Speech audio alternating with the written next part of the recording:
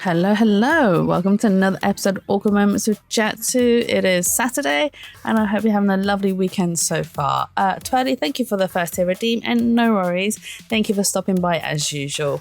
I don't mind people stopping by to just say hi, or stopping by to just lurk. All are welcome.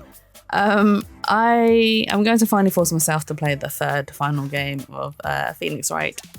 I'm a little bit sad.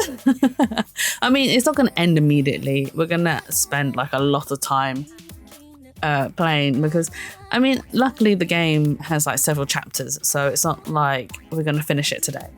It'll probably take us another few more weeks before we actually finish the game itself. But yeah, so I thought, yeah, I should really stop procrastinating, stop dragging my feet, stop dragging my heels and get it over and done with, because we do need to move on to Apollo Justice, seeing as that is the latest. I mean, I say it's the latest trilogy. It's the latest re-release trilogy. Oh, my music keeps stopping. Why? You're a butthole. Stop it. It keeps doing that, and I know why. It's this whole entire conflict between Spotify and Discord, and it's Anyway, moving on. We shall start the game. I'm not going to be able to time this right, am I? Boo. Okay. Let me just lower the music. The music for the game's amazing. Is it too loud? It's a little bit on the loud side. Okay, I'm just going to lower it a little bit. Maybe a little bit more, actually. There we go. I think that's about right. Okay, so we need to start a new game. Not the Ace Attorney, not Justice for All, but Trials and Tribulations. Also, I'm really sorry if I sound really low energy again. I have a brewing headache, but it's okay. It's not like bad. It's just like, hi, I'm here. Nice to meet you, Jatsu. I'll probably bother you a lot later. But I think I should be fine as long as I stay hydrated. I think I'm a little bit dehydrated because I went out for a walk today. But it wasn't just for like walking, general exercise. It was so muddy. It was so muddy. I was just like, it's nice and sunny. It's fine, you know. We'll be fine in normal shoes, blah, blah, blah. I was not fine in normal shoes. My Converses got completely soaked. And not only did my Converses get soaked, my socks got soaked. And my socks are muddy too. And I'm like, this is an uncomfortable feeling. But yeah, I didn't take any water with me. So that was a little bit silly, I think. And I wasn't out there for that long, but here's another thing as well. I'm very sensitive to the sun as well. So I was probably in the sun for a little bit too long. But I was like, very good. I had sunscreen on, I had a hat on as well to protect my head and everything, and I think I've got a little bit of sunstroke and heat stroke, which is really pathetic. I wasn't even out there that long. But anyway, yes, I have a brewing headache, but it's fine. It's just kind of marginally there. Right, episode 1, Turnabout Memories.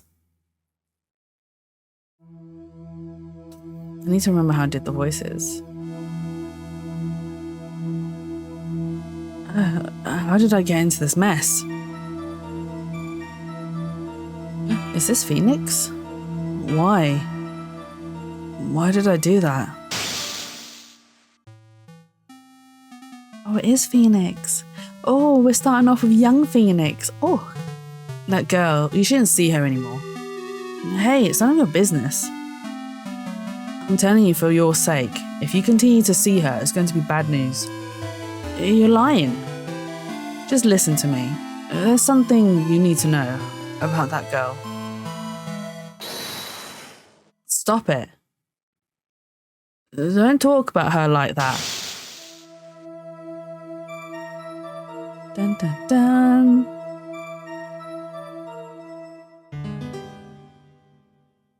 I love young Phoenix. He's so cute. It wasn't me. I didn't do it.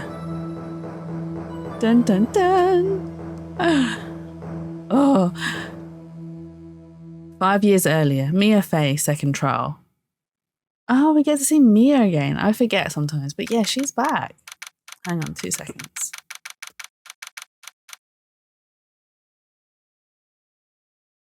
Sorry, I wanted to just readjust the mic because I was like, I can't see the screen. The microphone's in the way. Yeah, it's finally time. I'm kind of nervous. Oh, no, wait, hang on, that's not him. That's Mia.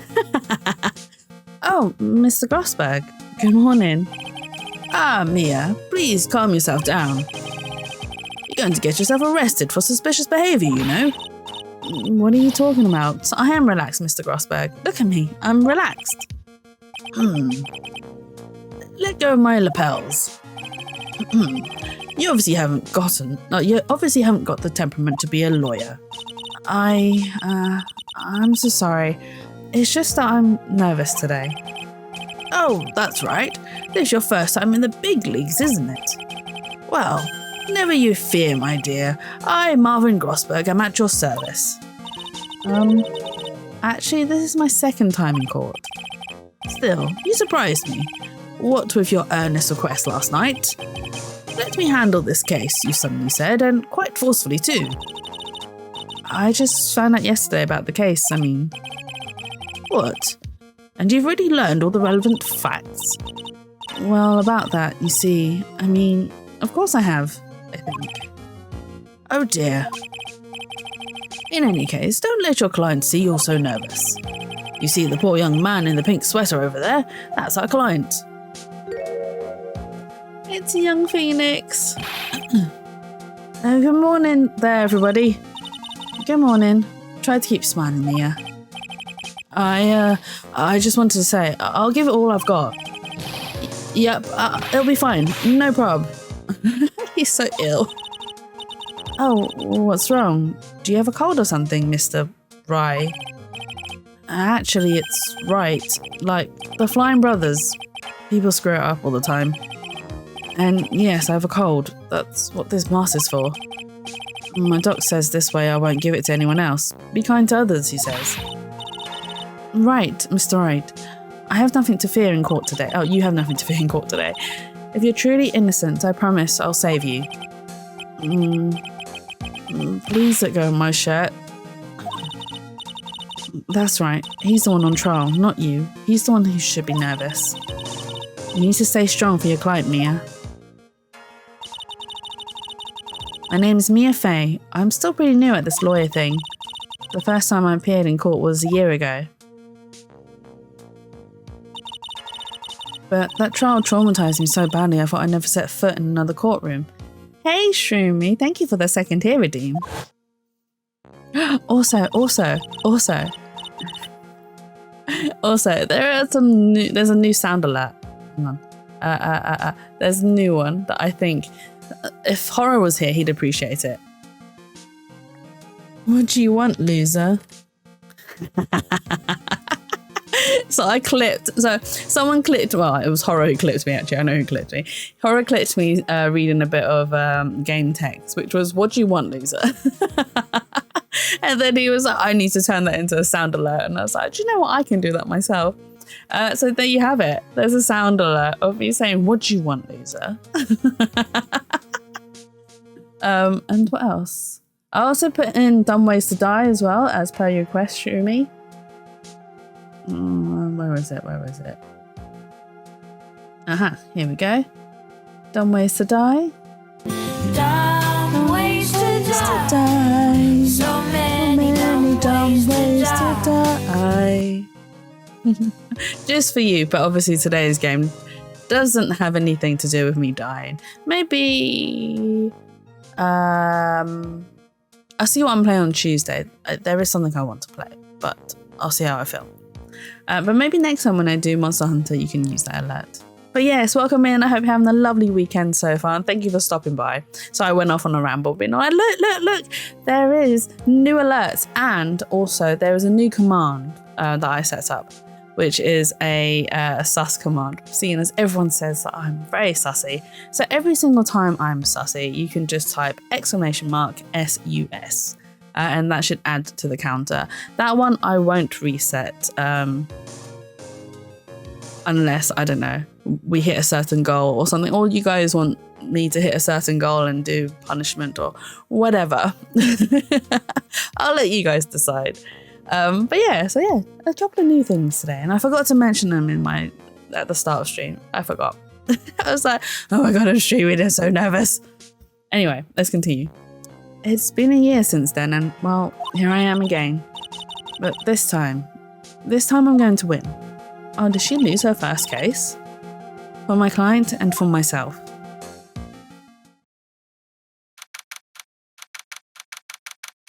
So the villain in this part of the story is one of the ones that I really dislike. Like, I really dislike them. It's just, even on the previous games with the villains, I didn't mind them so much, and I had like I didn't have an attachment to them, but I didn't like dislike them. I just like, oh yeah, they're quite cool. Yeah, okay, cool. They're evil, blah blah. But this one, I really, really don't like them, and I can say with confidence that they are hated in my books. And I don't often hate people, especially not characters, but yeah, this one I really don't like. What do you want, loser? I don't know, what do you want, loser? Court is now in session for the trial of Phoenix Wright. The defense is ready, Your Honor. The prosecution is ready, Your Honor. The defense today is Miss Mia Fey, was it? Yes, Your Honor. Is there a problem? I'm sorry, I was distracted by my nephew. Wait, no more Phoenix? No, there is Phoenix. So the start of this third game is like a prequel? So it has Phoenix, it has young Phoenix, and it's young Phoenix that is on trial. So Mia Fey is our defense attorney who is trying to save us. And this is also where we meet a villain that is I do not like. But no worries about being distracted by your nephew. That's absolutely fine. No need to apologise. Yes, Your Honour. Is there a problem? I was under the impression that Marvin Grossberg was to be leading the defence. Yes, well, you see, Mr. Grossberg had a bit of an emergency. Emergency? But isn't that him standing there right next to you? Yes, well... You're just a rookie. Are you sure you can handle this? Don't let him scare you, Mia. Give him your toughest look. Of course, Your Honor. I think.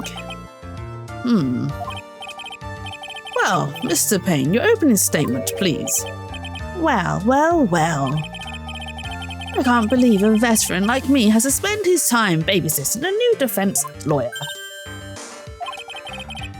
Don't worry, little girl. It'll be all over soon. What was that all about? Was he trying to trash talk me?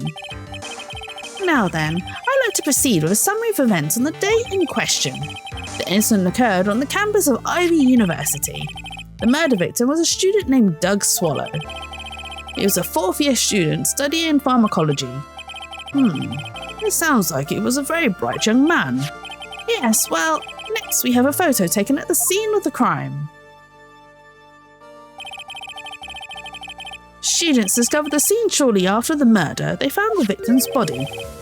And the defendant, who had obviously bungled his getaway, they then called the police. That certainly makes the defendant look very suspicious indeed. Very well. The court accepts this photo into the record as evidence. By the way, I can't quite tell the cause of death from this photo. Your reputation for sagacity is well earned, Your Honor. The truth is that this victim died a rather unusual death. An unusual death? What do you mean, Mr. Payne? Well, perhaps the defense would like to take this question. Huh? A simple question. I thought I might loosen you up a bit. I am a gentleman, if you will. A what? Stand up to him, Mia. Show him what you're made of. A perfect opportunity. Well, what was it? The cause? Go on. Please say you know at least this much. I'm so sorry. I didn't get a chance to read through the whole file. My hemorrhoids are beginning to act up. Now, see here. The details of the case are filed under the court record. But you knew that already, didn't you? The court record. I think I can get that by pressing the R button. All of the weapons we need can be found in the court record. Take a good look. Hard look. Oh, wait, hang on. Take a good hard look. I said take a good look hard. I was like, what? Oh, my brain. Take a good hard look at the data there and think carefully before you answer, my dear. Yes, sir. I'll just do that. I've got to stay calm. I can't let that prosecutor get the better of me. The court record. Okay, let's take a look. I just pressed the R button here. Now then, would the attorney for the defense please answer the question? Right. Oh, we do have the autopsy. Cause of death was a fatal electric shock. What was the cause of death? Electrocution. According to the court record, it was a fatal electric shock. In other words, electrocution. Electrocution? But how could such a thing happen? Did the murderer use some type of new super powerful stun gun, perhaps? The answer to that will become crystal as the trial proceeds, Your Honor. But before that, there is one more vital issue. What's that? Why, motive, of course. Apparently, there was some bad blood between the victim and the defendant. Bad blood? What do you mean? Oopsies. I'm terribly sorry. You're the defense attorney, so you must know all about it. I shouldn't be stealing your spotlight like this. I really don't like this guy's smug attitude. That's Winston Payne for you. He is one smooth operator, if you catch my drift. Why is it always the same judge? It's because we only have one judge in the whole entire system. I think at some point, we actually see the judge's brother. Is it younger brother? Yeah, in one of the chapters, we see the judge's younger brother or older brother. Younger, older? I can't remember which brother it is. He's a brother. So it does change. Which is quite funny. And who else? The judges also changes in the Apollo Justice Trilogy as well. But we will discover that when we get to them. Because if you haven't been to my previous streams, I've only played the first game of the Apollo Justice Trilogy. I haven't played the second or third game. So I will be experiencing it brand new with all of you when I get around to it. They don't call him the Rookie Killer for nothing, you know. Now then, let's hear from the defense. What was the source of the bad blood between the victim and the defendant? And this time, I'd like to see some supporting evidence. Evidence? No need to get all worked up over this. As I said, all our weapons can be found in the court record. Find the evidence you need and then shove it into old Greybeard's face. Yes, sir, into old Greybeard's face. Mr. Grossberg, try to set a better example for the young lady. Mia, evidence isn't the only thing in the court record. People's profiles are as well. You can toggle between profiles and evidence with the R button, so be sure to go over it all. Now then, let's see what you've got. What was the cause of the bad blood between Phoenix Wright and the victim? Right, victim's Phoenix's girlfriend dated the victim. This is Dahlia Haythorne, or Hawthorne. Hawthorne? Yeah, I think it's Red Hawthorne. The reason for the bad blood between the two of them was this woman here. Dahlia Hawthorne, is it? Very good, Miss Fay. You seem to have picked up on at least this much. This woman is the girlfriend of the defendant, Phoenix Wright. But up until about 8 months ago, she was with the victim, Mr. Swallow. Clearly, she has some part to play in this story. I also apologise about the voices switching. Oh my god. So the judge and Mr. Grossberg's probably going to have the same voice. I only have the one old man voice.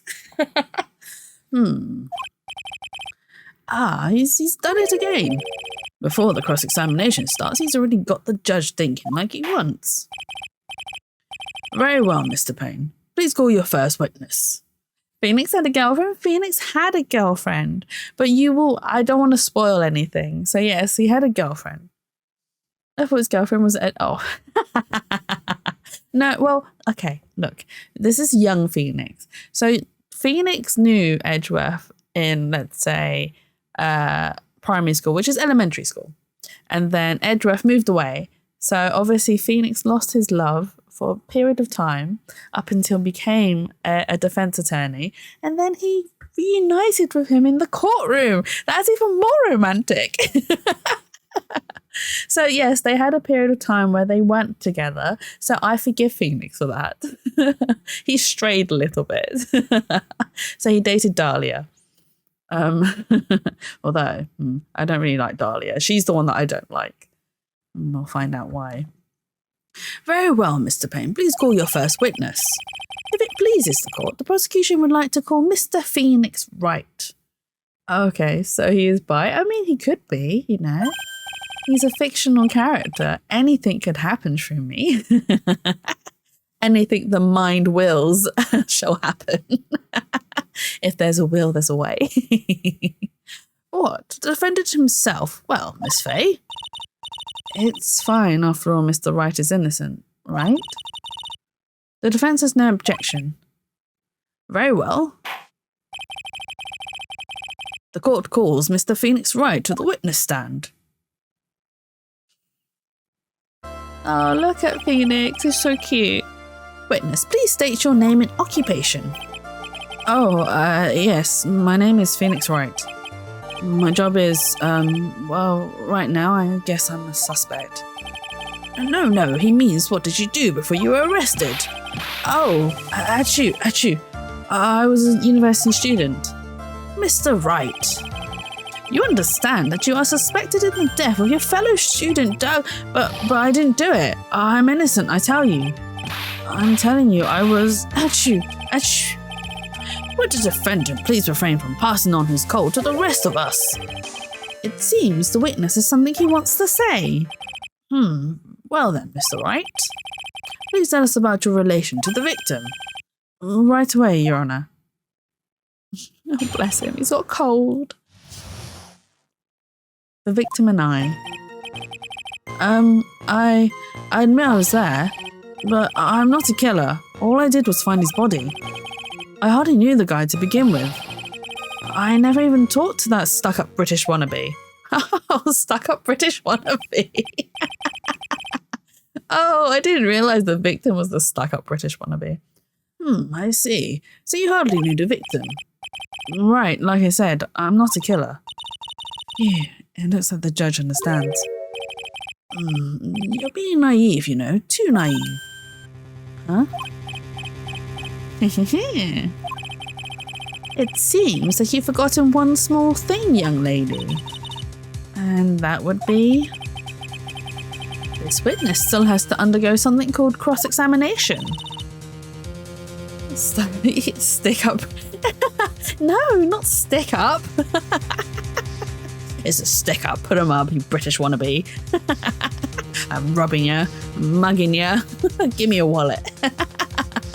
No, Shuri. We're not robbing them. I mean, they're dead, so won't be much of a fight. Cross-examination. He's right, and it's a defence's duty to carry out the cross-examination. The purpose is to determine if a witness's testimony contains any contradictions. If a witness is lying, their statements will conflict with the court record. But Mr. Wright is my client. Even if he is your client in court, all lies must be struck down. As a lawyer, that is your duty, you see. What does he mean by that? Is he saying that testimony just now, that there was a lie, a contradiction? Now then, your cross-examination, if you please, Miss Fay. Please, Mr. Wright, tell me you haven't been lying. Oh no, Phoenix, have you been lying? You wouldn't do that to me, would you? He has been lying. Oh, Phoenix, you did a naughty. Okay, so we're gonna press everything like usual. When you say there, you mean the place where the victim was murdered? Yeah, sort of. The place where something happened anyway. Something? You can't hide what happened. We have photographic evidence. I'm not going to do all the sneezes. Anyway, Mr. Wright, what were you doing at the scene of the crime? I thought you said you didn't know the victim, Mr. Swallow. It was just a coincidence. We bumped into each other by accident. A coincidence, huh?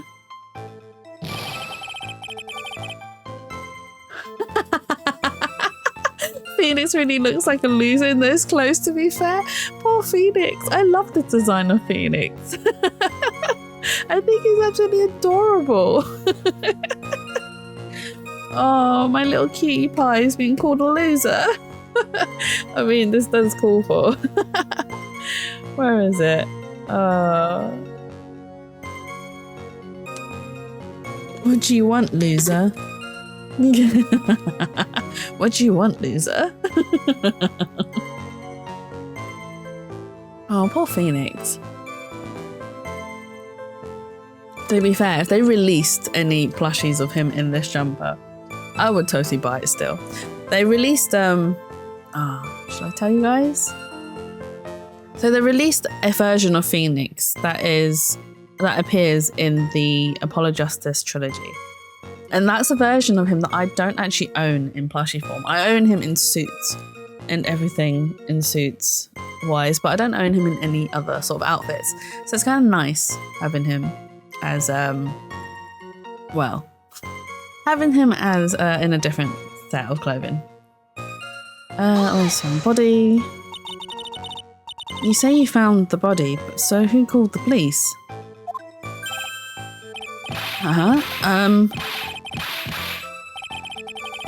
Unfortunately, it was some other students that notified the police.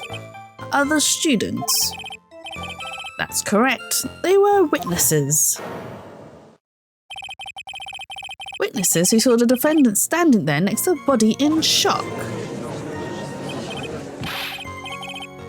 I do. I love Phoenix. Although, right, to be fair, it's not just Phoenix that I like. I like the whole cast. I love this game series. I simp for the whole entire series. That's all I can say. It's not just like specific characters. I love all of them. I love Mia, I love Phoenix, I love Edgeworth. I mean, Max Payne's annoying, but you know, even he's got his charm. There are other characters as well in it that I don't really want to say because it'll spoil it a little bit. They'll come featuring soon. Gumshoe as well. Oh my god, I love Gumshoe. Even Francesca with her whip. Despite that, so why would you allow someone with a whip in court? The judge as well. Who else? So many of the characters, and they're so amazingly funny. Like the cough up. Oh my god, the cough up queen is the one I remember. Yeah, and like a Wendy Oldbag as well. She is annoying, but she again has her charms. Like they all play a good part in the whole entire series, and they're all adorable characters and lovable. Even that bloody puppet, Jesus Christ, who made me sing really terrible songs. Can't even remember its name now. Jesus, what is that puppet's name? I forgot now. But yeah, they're all adorable and lovable characters. Apart from Dahlia, I really don't like her. She is the only one I don't like.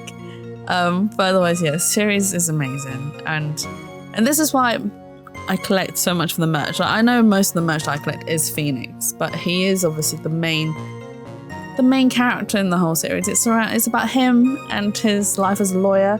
Hey Jay, thank you for stopping by. Hope you're having a good Saturday so far.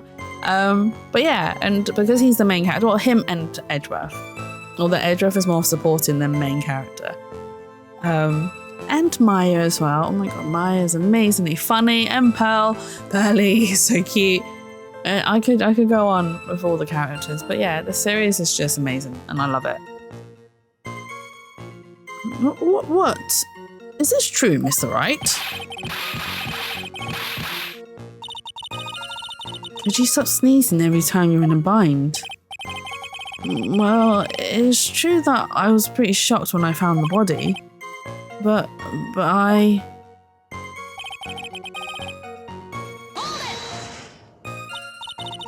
So you didn't know his face or even his name, right? Right, well, no. That is, I mean... So, which is it? Did you know him or not? Now, see here, you can't avoid answering the question by sneezing all day. Well, I guess I did know his name. News to me. Why didn't he tell me that before? I heard he used to date Dolly. Who's this Dolly person? Yes, that would be the defendant's lover, Miss Dahlia Hawthorne. Oh, I see. Young love. So bittersweet. But that's all I knew about him.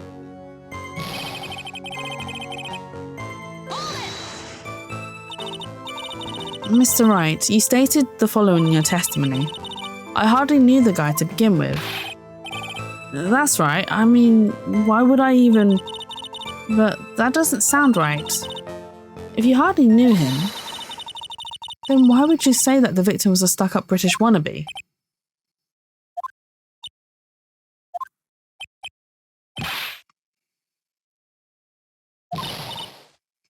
Well, Mr. Wright? No, it wasn't me. I'm not a killer, I swear. Mr. Wright, I'll give you an opportunity to revise your testimony. How is it that you knew the victim? How is it that you knew the victim was, as you put it, a British wannabe? Yes, well... He was always walking around with a huge Union Jack on the back of his shirt.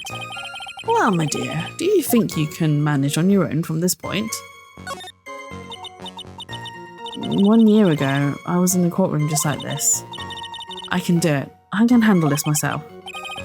You mustn't try to bite off more than you can chew, Mia. I'll be fine. I know what I have to do. Remember, you can always press him to get more information. Oh, and one more thing. When you're going to state a contradiction, make sure you present some definitive proof. Okay, Mia. One more time from the very beginning of his testimony.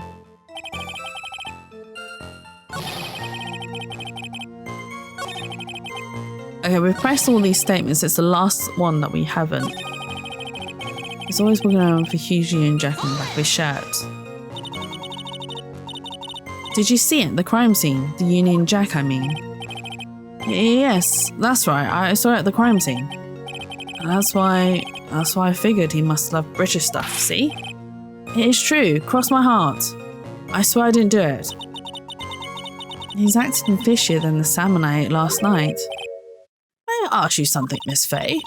Yes, Your Honour. What is it now? Who is this person anyway, this Union Jack fellow? The Union Jack is the name of the United Kingdom's flag. Oh, I see. So you mean like the stars and stripes, right? As usual, Your Honour, your insight astounds me. Hey, something just occurred to me. Isn't there something strange about this bit just now? Mia, there is a contradiction here. Mr. Grossberg, quickly now, show that boy you mean business, with evidence, I mean. Okay, Mia, check the court record carefully. Well, my dear, do you think you can manage on... Oh, wait, hang on. Yeah, I can handle it here myself. Okay.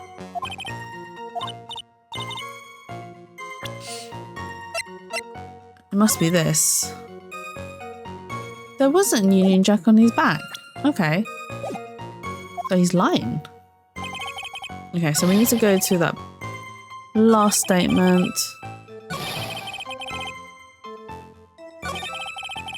He's always walking around with a huge Union back of his shirt.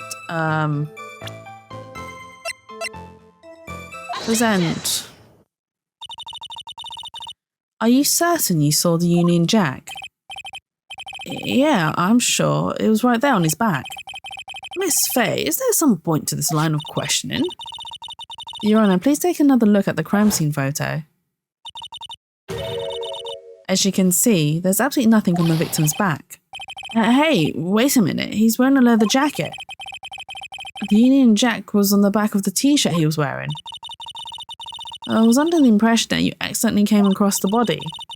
But if that was really the case, then you wouldn't know that, would you? You'd have no idea at all what he was wearing underneath that jacket. Phoenix is a perv. He's been perving underneath the jacket. Mr. Wright, you've been lying to me. Please forgive me. Oh, that crying Phoenix, we made him cry. Oh, my heart. There, Phoenix, it's okay. Mia, you've made our client cry. Let him. That P on his chest doesn't stand for Phoenix anyways. I can't believe I trusted him. Mr. Wright was all wrong. That was an impressive bit of cross-examination. I said he kind of was a loser. Don't be mean, Shroomy. You made him cry. He heard us calling him a loser. Thank you for uncovering the defendant's lies for me. It's quite clear that this man did not simply stumble upon the scene of the crime. Uh-oh. Did I go too far? You made him cry, not me. I mean, I probably would make him cry. By the way, Mr. Wright, you seem to have a rather bad cold. Have you taken any medicine for it? Yeah, I took some, but... What's the medicine that you took? An over-the-counter brand called Cold Killer X? Yeah, that's right. It kills colds good. Hey, wait a second. How did you know I'm a big fan of Cold Killer X? Would you happen to have that medicine with you right now? Well, actually, I seem to have lost it somewhere. You lost it? Does this even have anything to do with the case? Mr. Wright, shall I tell you where your cold medicine is right now? Your Honour, I'd like you to take a look at another photo from the crime scene. What's this? In the victim's hand, it's Cold Killer X. Yes, but even I've got a bottle of Cold Killer X in my apartment. I'm sorry, but I'm afraid that argument won't work. There's no doubt as to who this bottle of Cold Killer X belongs to, especially since Mr. Wright's fingerprints are all over it. What? Thanks in his murderous intent, Mr. Swallow must have picked up the bottle of medicine, dropped by Mr. Wright and hid it in his hand. His purpose in doing so can only have been to identify his killer as Phoenix Wright. Order in the court. Your Honour, I'd like to present this photo and bottle as evidence. Very well. The court will accept them into the record. Dun, dun, dun. Are we in trouble? Also, the victim's wristwatch is broken. Broken? Yes, it ceased functioning when a large wave of electricity passed through it. Well, Mr. Wright, do you have some kind of explanation for all of this? This is really bad. Oh, my buttocks, my poor hemorrhoids. Oh my god, if I say it now, she's gonna pop up, isn't she? Barry's not here to clip me. Oh, Mr. Grossberg, why are you making me say these things? Oh, my buttocks, my poor hemorrhoids.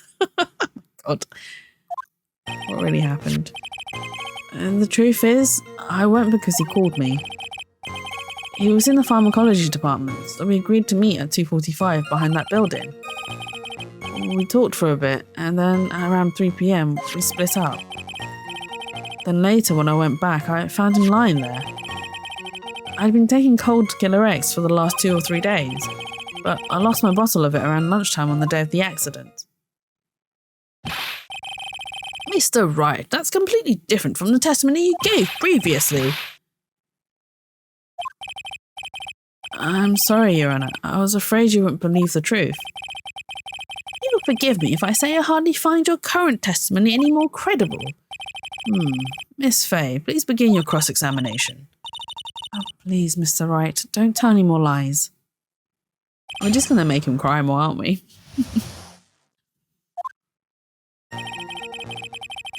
Right. Had you ever met the victim before then? No, never. But that day he called me up and told me he wanted to talk about Dolly. And this Dolly person is my, it's kind of embarrassing. She's my, sweetheart. What was that for, Mia? Oh, I'm so sorry. I just felt like slapping something all of a sudden. Dahlia Hawthorne is also the love of the murder victim, Doug Swallow. Before she met Mr. Wright, that is. So it's one of those nasty love triangles, I see.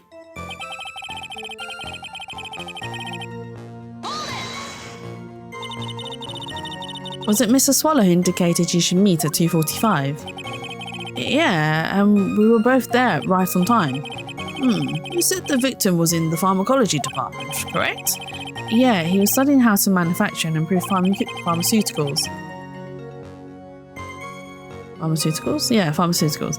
Everyone called him the alchemist of IBU. An alchemist, I see. I gotta admit, it was a little suspicious. He had a whole laboratory and everything. It was filled with chemicals and strange machines that run on high voltage electricity. Oh, how fascinating. He sounds like he was quite an ambitious young man. What do I do? Maybe I should ask him for some more details. I was wondering if you could tell us a bit more about the pharmacology department. Well, okay, sure. I don't know all that much though. A little bit earlier in your testimony, you said something interesting. You said the department uses strange machines that run on high voltage electricity. That's right, and they sure look dangerous. They use non-standard voltages, so there are high voltage cables everywhere. High voltage cables? Yeah, there were electrical poles set up all around the building. The high voltage cables run overhead around the roof.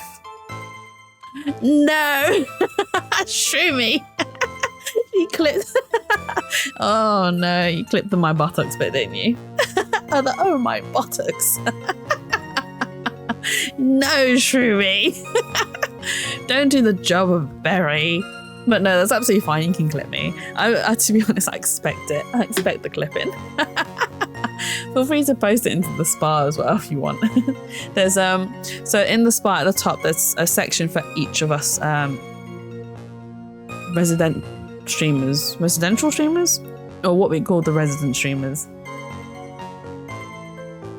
It's just to showcase the clips. If anyone misses them, they can go back there and post. I'll post it. Sorry, yeah. Thank you. I'll check it out later. The high voltage cables run overhead around the roof. Finally, I think we're getting somewhere.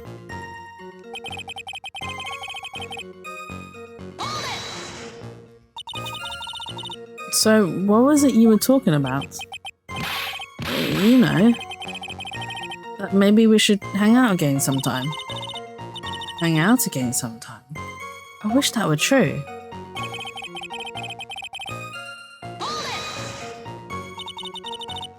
So you say you went back? Yeah, that's when I found the body. Yes, but why did you go back in the first place? Weren't you angry with him? Well, that's right, I was. Then why, Mr. Wright? Why did you go back there? I thought maybe we could make up.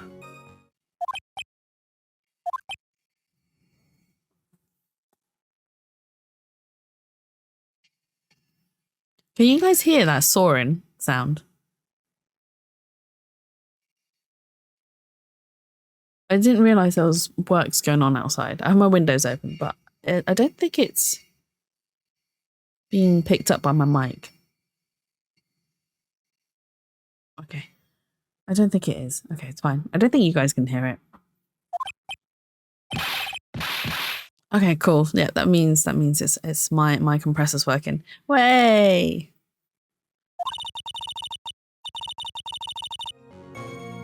Judging by the atmosphere, I'm pretty sure no one's buying this.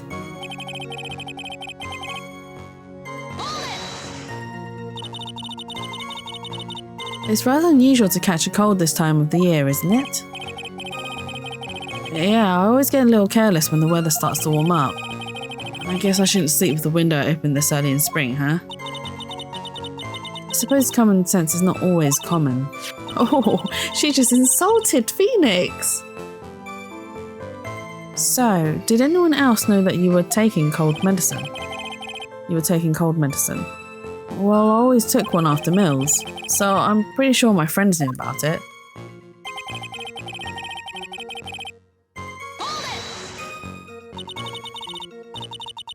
On the day of the accident, what did you do for lunch? Huh? What does that have to do with anything? You can never be too sure. I always eat with Dolly, just the two of us. Dolly's homemade lunches are just the greatest. Her mini omelettes are magically delicious. Ouch! Why did you punch me in the jaw? Oh, I'm so sorry. I just felt like hurting someone all of a sudden. Is she taking her anger out on... Because every single time Phoenix mentions Dahlia, Mia punches or pinches or slaps Grossberg. Maybe Mia doesn't like this. Or is Mia jealous? I doubt it. She doesn't even know the kid.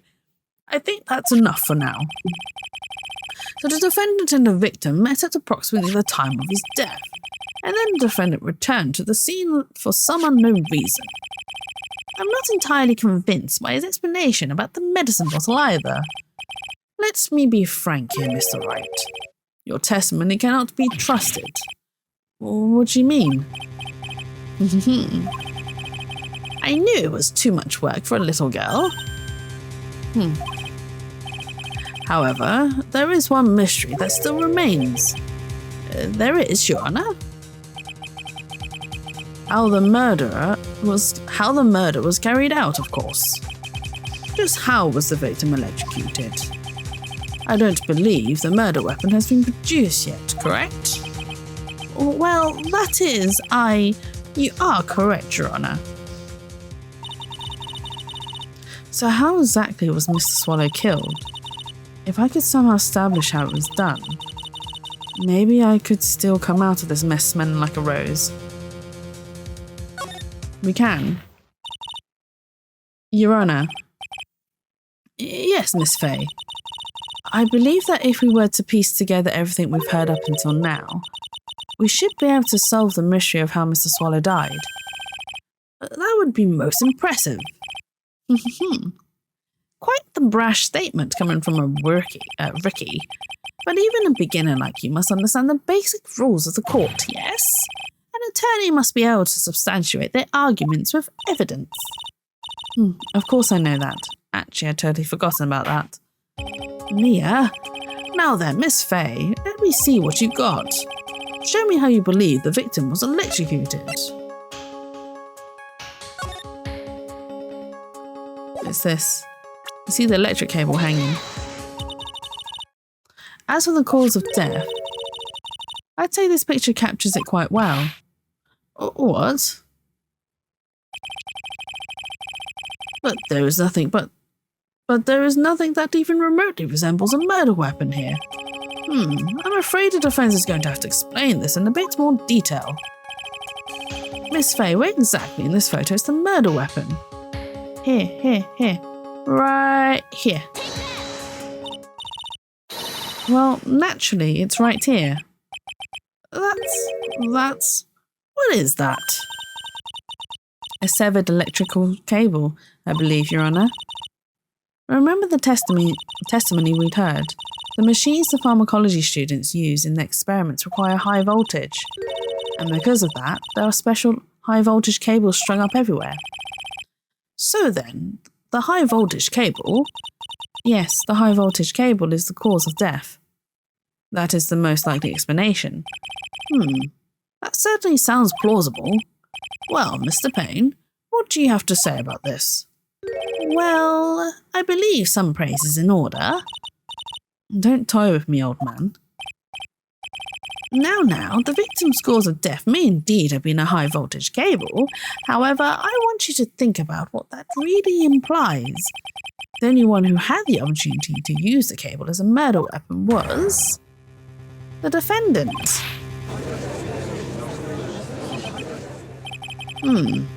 That much is certainly true.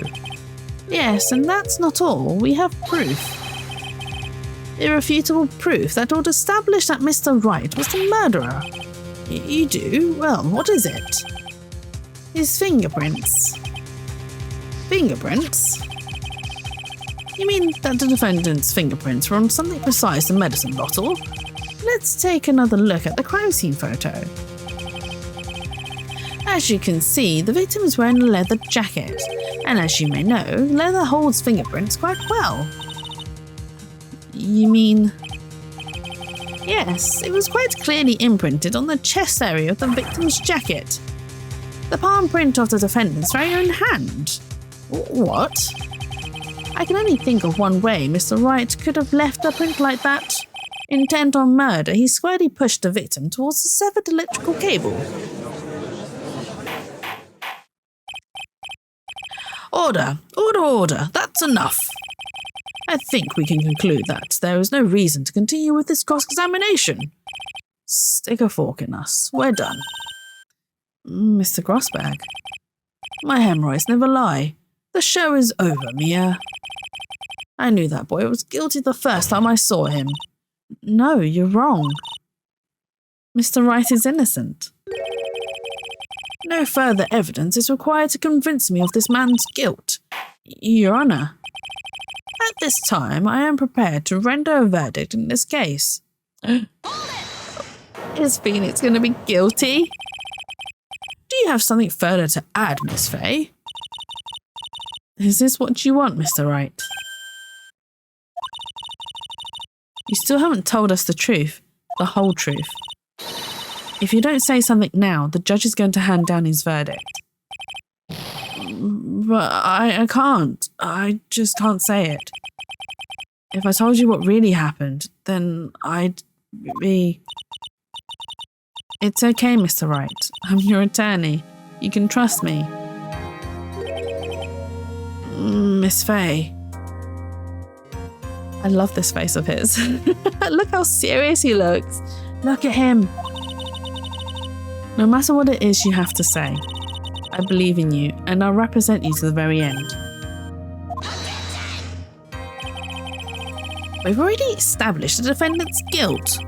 There's no further need for him to say anything. Wait a minute. Mr. Wright, I'll tell you what really happened. But I've already told you, Mr. Wright. There's no need for further... I did it. Oh, Phoenix. I admit it, I pushed him. It's my fault. My fault that Doug Swallow's dead.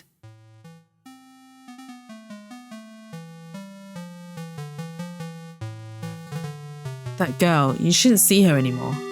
Hey, it's none of your business. I'm telling you for your sake, if you continue to see her, it's going to be bad news. You're lying. Just listen to me. There's something you need to know about that girl. Stop it. Don't talk about her like that.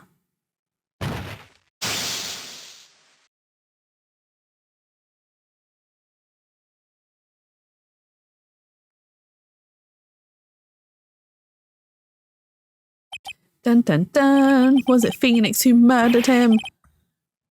Oh, excuse me. What you just said? Was that the truth? Yes, I was afraid. Afraid that if I told the truth, everyone would think I was the murderer for sure. Well, as things currently stand, we're all absolutely convinced you are. Please give me one more chance to explain. This time, I swear I'll tell the whole truth. It'll be okay, won't it, Miss Faye? I believe in you. Oh, thank you. I still can't believe it. He really did push the victim. Oh, it feels like my hemorrhoids are doing the Harlem Shake. Seriously? Mr. Grossbag.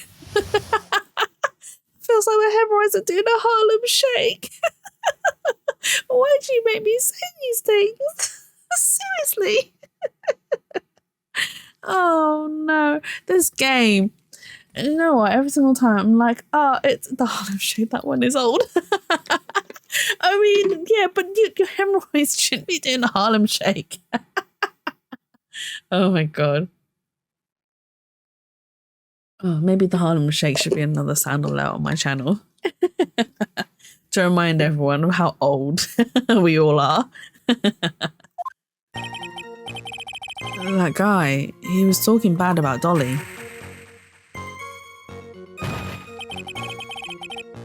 I lost my temper and gave him a shove. At that moment, I heard some kind of loud noise. A little while after I left, I started to get worried. So I went back, but he was just laying there, dead. Well, the explanation is really quite simple. When you pushed him, Mr. Swallow flew back and touched the electrical cable. He died from the shock, and that, as they say, is that. A simple explanation indeed. At the time of the incident, a light rain had been falling. Wet from the rain, the victim was more easily electrocuted. But when I pushed him, there weren't any electrical cables nearby. If there had been something like that, even I would have noticed it. That's true. Even a doofus like him couldn't miss that. Miss Faye, let me warn you right now that your cross-examining doesn't yield any new facts. I intend to deliver my verdict without further delay. Are we clear on that? Yes, Your Honour. Don't give up, Mia. If he is innocent, there must be some kind of evidence somewhere that will prove it.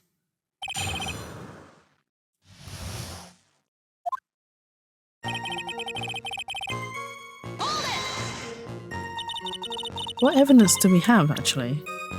Okay, so we have cause of death, 3 p.m. Fatal electric shock. The crime took place behind the ivy. Okay.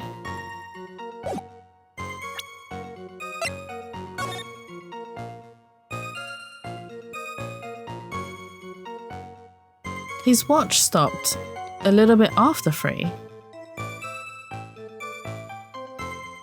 So he didn't die at 3 o'clock.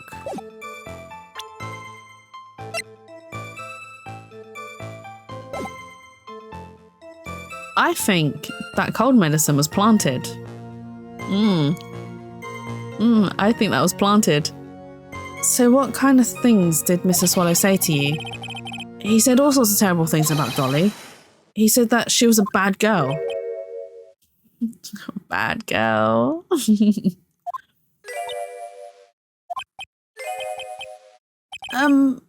Is that all? Yep. Well, Miss Fay, you heard him yourself. Oh boy, we're not doing yourself any favours here, Mr. Wright. Please don't make this harder for me than it already is. Anyway, after he said that, I just...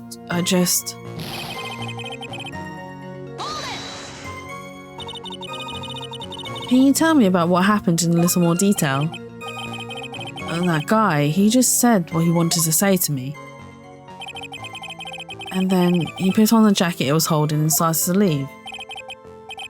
That's when I lost my temper and flew into a furious frenzy. I just gave him a light, gentle shove to the chest. It's not quite a light, gentle shove if he's fallen onto the floor, Phoenix. Like, how strong is your light and gentle? And when you did that, there was no severed cable anywhere to be seen. Right, there was nothing like that at all. But is it possible that you merely overlooked it? Well, I guess it's possible. What are you doing? Don't let that guy steamroll over you like cheap asphalt. I believe what's important here is the moment the push occurred. Let's continue on with the testimony, witness.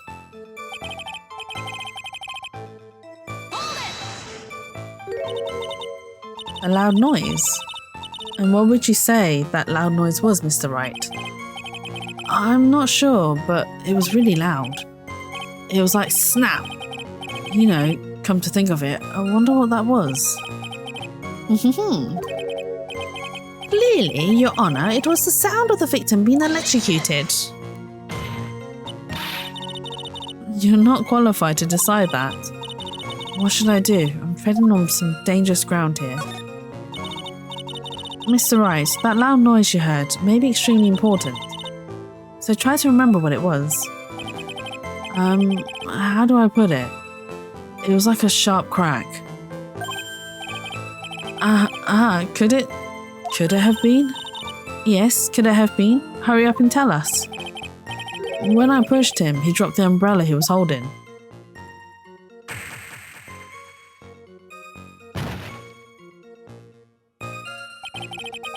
He fell right on top of it and it broke. That was probably the noise I heard. An umbrella, huh? And did that umbrella belong to the victim? Yeah, it was a plastic umbrella, cheap and frail, kind of like the owner. Then again, I wish I had any kind of umbrella. I was totally soaked to the bone. Miss Fay, what do you think? Is there something important in that testimony just now? Well... Yes, of course it's important. This is it, Mia. The new information you've been waiting for. Of course it's important. No, this cheap umbrella is more than important, it's vital. I want to officially have it entered into the testimony. Ha! Perfectly fitting. Flimsy information for a flimsy lawyer. The court agrees to the defence's request. Witness, please add a bit about the cheap umbrella to your testimony.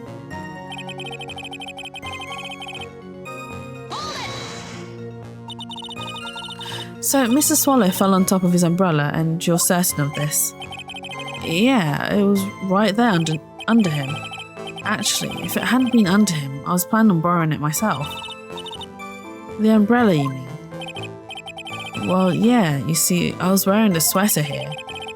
Dolly stayed up late for nights at a time knitting it for me. I didn't want the rain to dampen the handmade symbol of her love. My stomach is not to be used as your personal soccer ball, Mia. I'm so sorry. Continue on with your testimony, witness. Okay, so there is a contradiction here. So he said he shoved him. Now, if this guy, Doug, I had to remember his name, if Doug had died when Phoenix shoved him and he landed on top of his umbrella, oh my god, I nearly said landed on top of his mushroom. I was like, why the hell am I thinking mushroom? Right, if he landed on top of his umbrella, he should be on top of his umbrella, but he's not. His umbrella is a little bit further in the picture, so we can present this. Because it's a contradiction. Why didn't you testify that about the umbrella from the very beginning? Mushroom. I know, my brain was just like, mushroom! He landed on top of the mushroom! It's like, no, not the mushroom brain. It's no mushroom, it's an umbrella. I mean, it's shaped like a mushroom, you know, but it's not the same. Come on, if I'd mentioned that, I would have been able to counter the prosecution's arguments earlier. What do you mean by that? Take another look at the crime scene photo. According to Mr. Wright, the victim fell on top of his umbrella. However, if you look closely, the umbrella is nowhere near the victim. Actually, it's by the electrical pole. You're absolutely right. The conclusion here is obvious.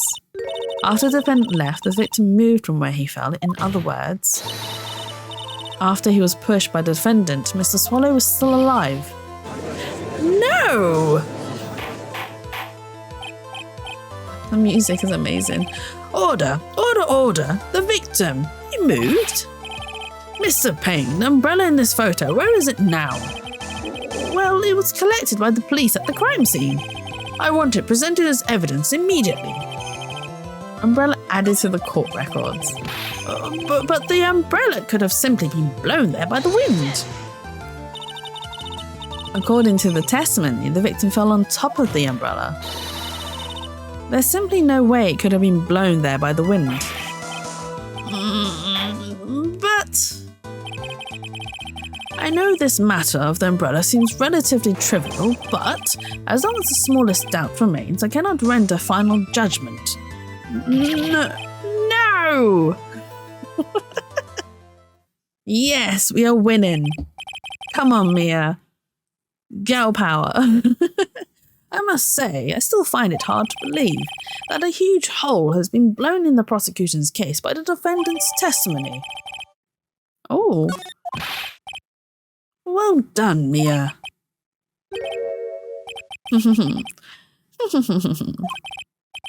Mr. Payne, what are you chuckling about? Pardon me, Your Honor. It seems I was expecting too much of a free ride. It was foolish to think I could establish guilt through cross-examination alone. I'm afraid I don't follow what you're saying. Let me guess, you have another witness. Exactly, and this witness's testimony will be incontrovertible. I can't say it in a voice. Incontrovertible. There you go. Well, who is this witness? Miss Dahlia Hawthorne. Dahlia Hawthorne? You don't mean Dolly?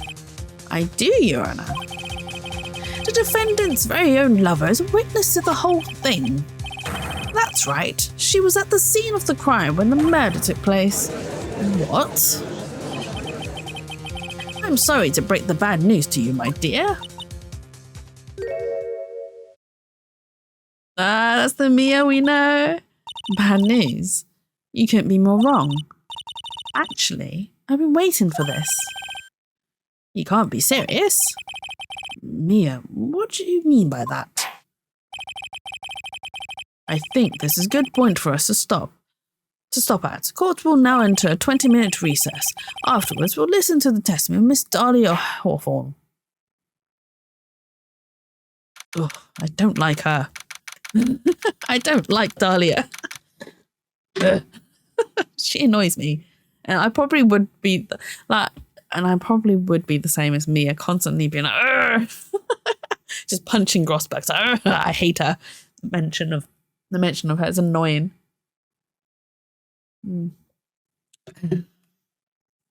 Right, let's continue.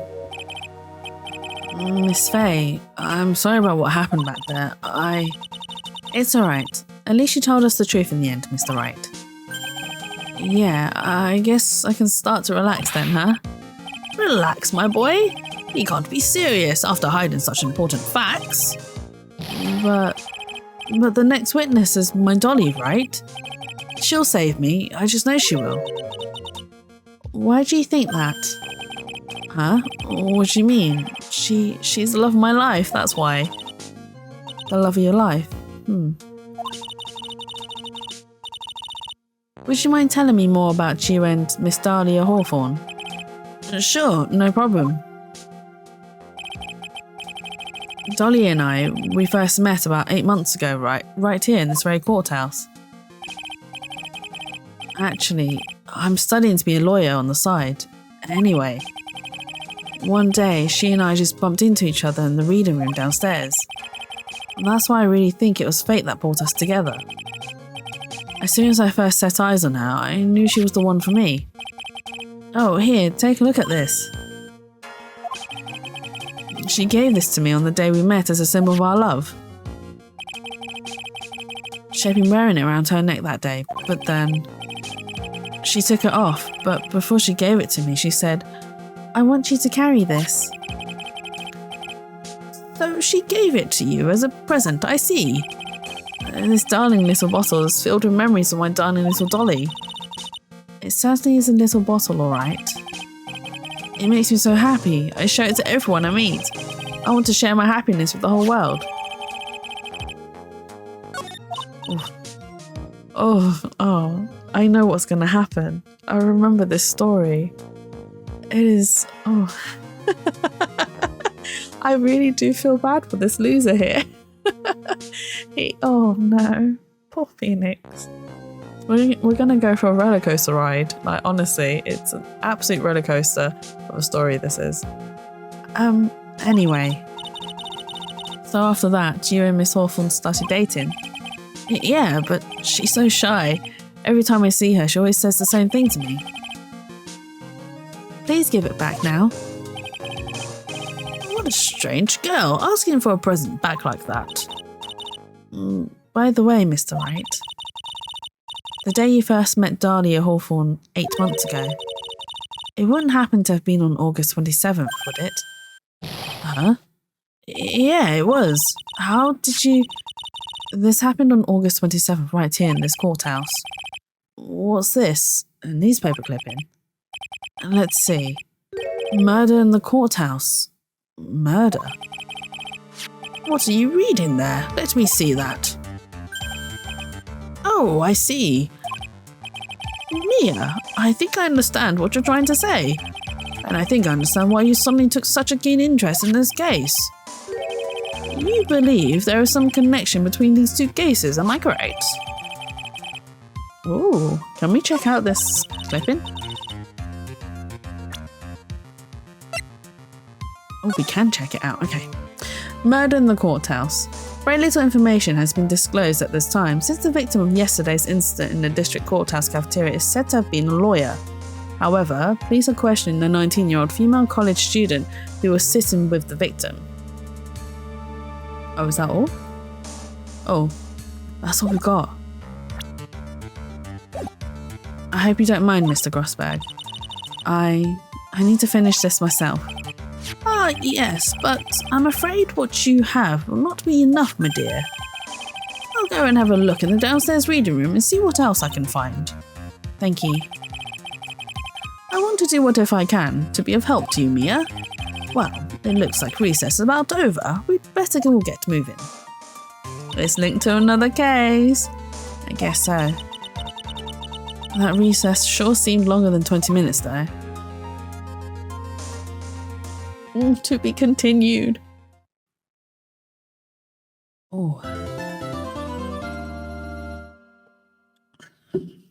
Of course we want to save the progress. Oh, no. We are going to save it under new file. And there we go. And we have a 1, 2, 3. Right. Done. Saved.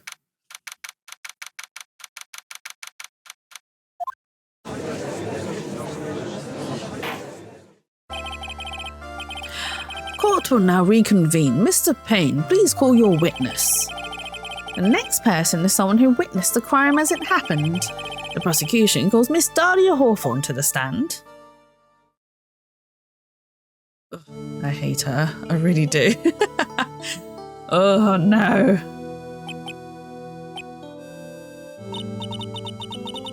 What's with this stiff silence? In my long career as a judge, I've been deceived by many witnesses. It's my job to doubt, to take no one at their word. But in your case, I must admit that you radiate a glow of complete sincerity. I can't believe he actually said that. Oh, now then, witness, could you please state your full name? Don't worry, sweetie, there's no need to be nervous. If anyone says anything rude, you can be sure I'll cut them right down to size. And I will bash them with my gavel. Oh, Judge, seriously. I love how they look straight at me when they say that. Thank you for calming my nerves. You're all so nice. I almost feel right at home. Not at all. It was nothing. If we may move on now, what is your full name and occupation? My name is Dahlia Hawthorne. I'm a junior in literature at Ivy University. I just want to say, it's an honour for me to be here in your noble presence. The honour is all mine. No, the honour is all mine. Well, we know whose milkshake brings all the boys to the yard. Oh my god, Mia! Oh, that's an old one too. Sir, is there something I can help you with? Yes, you just go on and say whatever is on your mind. I'm sure there must be some kind of mistake. Feeney wouldn't kill anyone, I just know it. Yes, I can see why you'd say that. She's going to be a tough witness, all right. Only took her 12 seconds to wrap them all around her little finger. Now then, please proceed with your testimony. Let's hear about what you witnessed on the day of the incident, if you please.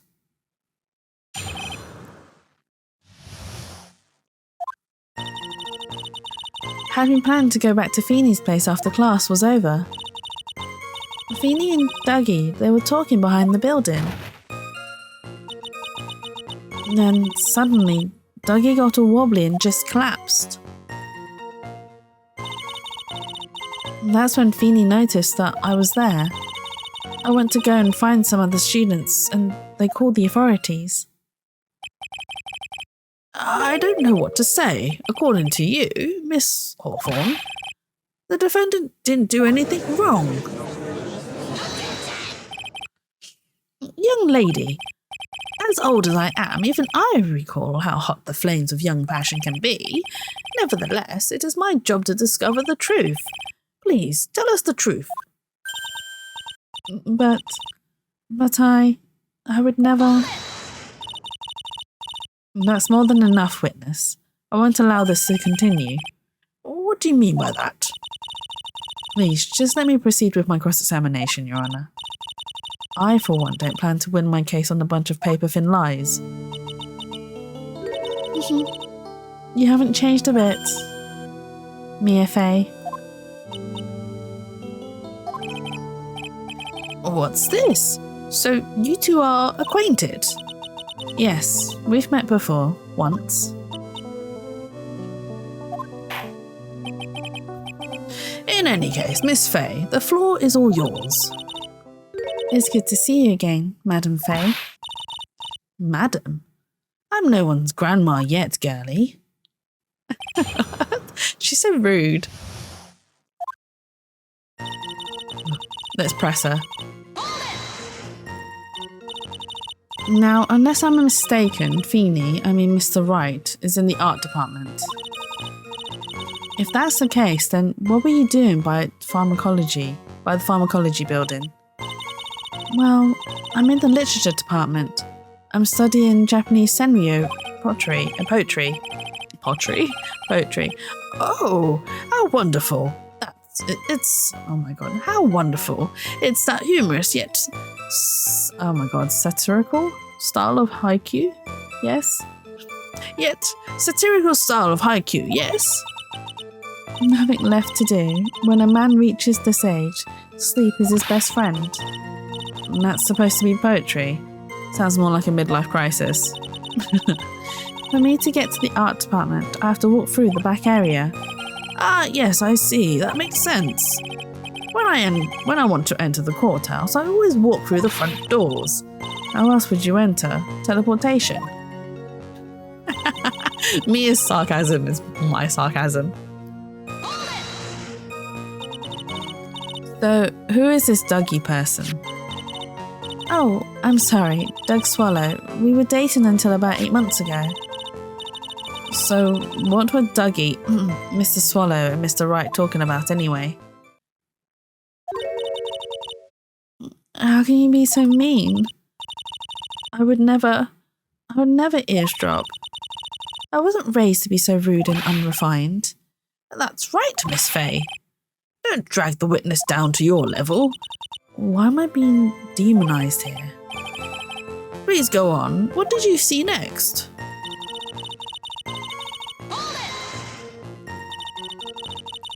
Are you saying that the victim just collapsed on his own? Yes. In other words, the defendant never touched the victim. Is that right? I was watching the whole time. Feeny never did a thing to Dougie. If I press her for no good reason, I just know the judge will get angry with me. So what should I do about her testing me just now? Leave it there. I suppose her statement works in our favour for now. I'll hold off on looking into it any deeper until it's necessary. Very well, young lady. Please go on with your testimony. I'm sure I'll probably have to press that a bit later. What did Mr. Wright say when he saw you? I'm sorry. I was so flustered that I really don't remember. Please forgive me. You don't remember? Well, that's common enough. Sometimes I can't recall a sentence I passed only minutes prior. Please, anyone, stop him before he gets hurt by me. Punch him, Mia. When you say students, do you mean students from the pharmacology department? Yes, they're all very fond of their drugs. Please try to stay on topic. So to find some pharmacology students, you went to the labs, correct? That's what I was planning to do, but in the end, I wound up not going. A group of about 10 research students came running out the building entrance. Somehow, they all seemed to know what was going on. The students knew what was going on. Oh no, shit, I should have pressed for more. The pharmacology students, they have nothing to do with the incident. I think what I need is more information about Dahlia herself. That girl, she's telling a super obvious lie, and she knows it. She's just pretending to protect Mr. Wright. Yes, that's got to be it. Way to go, Mia. Okay, that means I'm going to have to dig deep to find contradictions on this one. Okay, so it wasn't this one.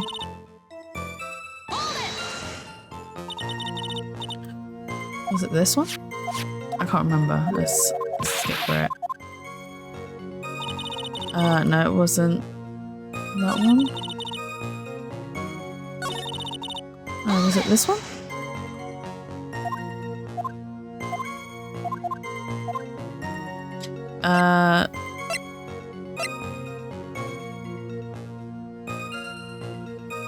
I mean, hang on.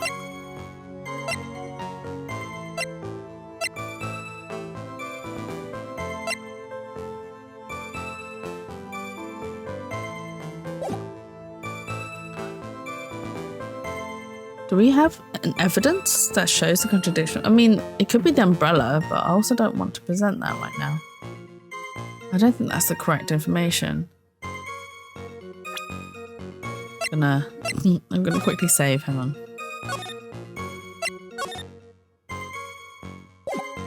I think it's the umbrella, but feeble lies are not very becoming, Miss Hawthorne, so let's drop them, shall we? What? I would never. Miss Fay, I would not allow you to badger this witness. I believe the defence is engaged in a fishing expedition. That is, she has no support in... Please don't glare at me like that. I'm just doing my job. Now then, Miss Hawthorne. The defendant's palm print was found on Mr. Swallow's leather jacket. It has already been shown that Mr. Wright did in fact push the victim. What? There's no need to try to cover for the defendant. It would be much better if you came out and told us the whole truth. There's nothing to worry about, young lady. Just tell us everything that you saw. Yes, Your Honour. I will. If you don't mind, I'd like to revise my testimony. Looks like we're finally getting somewhere. Actually, I didn't see the moment he pushed Dougie.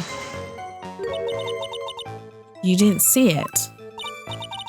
Well, I saw the moment when Dougie fell to the ground. And at that time, there was only the two of them at the scene.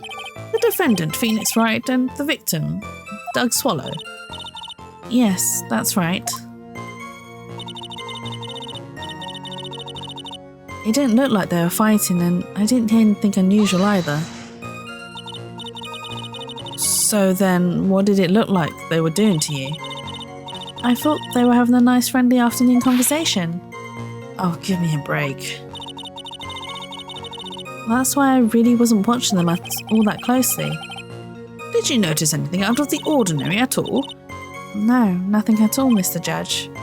Oh, I like the sound of that, Mr. Judge. Now then, please proceed with your testimony. She said she didn't hear anything unusual, but... Phoenix said that was a loud snap, so there's a contradiction.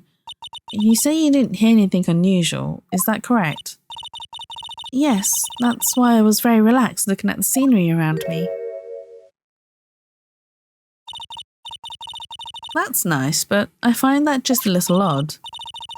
I have here the testimony of your boyfriend, Mr. Phoenix Wright, and he clearly testified to the effect that when he pushed the victim, he heard a sharp, loud noise. Oh my god. He said that? If you were really that close to the two of them, why didn't you hear this noise as well? Well, maybe the noise just wasn't all that memorable. But according to Mr. Wright's testimony, it was a sharp noise like a snap.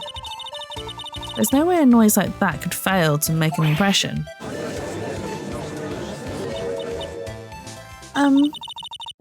May I have a moment to answer? By all means. I know the reason why I didn't hear the noise.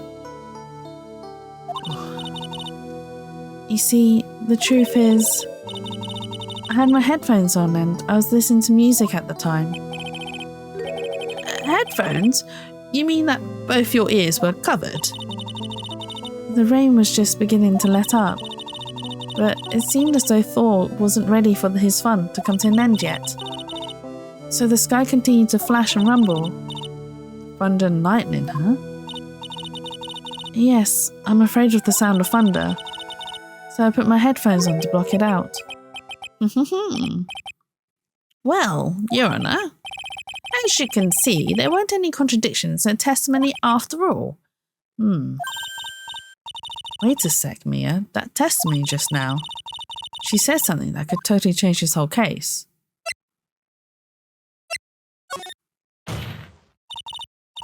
Your Honour, there's a problem with the witness's testimony. What do you mean? Didn't you notice? She said there was lightning, correct? Yes, what about it? Well, lightning is actually a large discharge of electricity in the atmosphere, am I right? Now's not the time for a science lesson, Miss Fay. Yes, Your Honour. Anyway, since the cause of death was electrocution, isn't it possible that the victim died from being hit by a bolt of lightning? Oh, Oh, she's gone and done it now. She's put her foot in her mouth. I must admit that thought had not occurred to me. Just what kind of thoughts do occur to this guy anyway? This entire case is built on the premise that Mr. Doug Swallow was murdered. But that very premise itself is mistaken. The defence believes that Mr. Swallow was, in fact, the victim of a stray bolt. It appears the defence may be onto something. Could it be that the death was actually accidental? Alright, you did it, Mia. I'll be taking that not guilty. Why are you laughing? I'm hurt that you have such a low opinion of me, Miss Fay. Huh? I'm not a fool, you know. The prosecution has done its research, Your Honour. We found that there were no lightning strikes on that day at that location. What? What's more, we have evidence that the electrical cable is definitely linked to this case. Evidence, Mr. Payne? Well, what is this evidence? This, affidavit. Oh my god, I really hate that word. Affidavit? Affidavit? I forgot. I did use text-to-speech last time.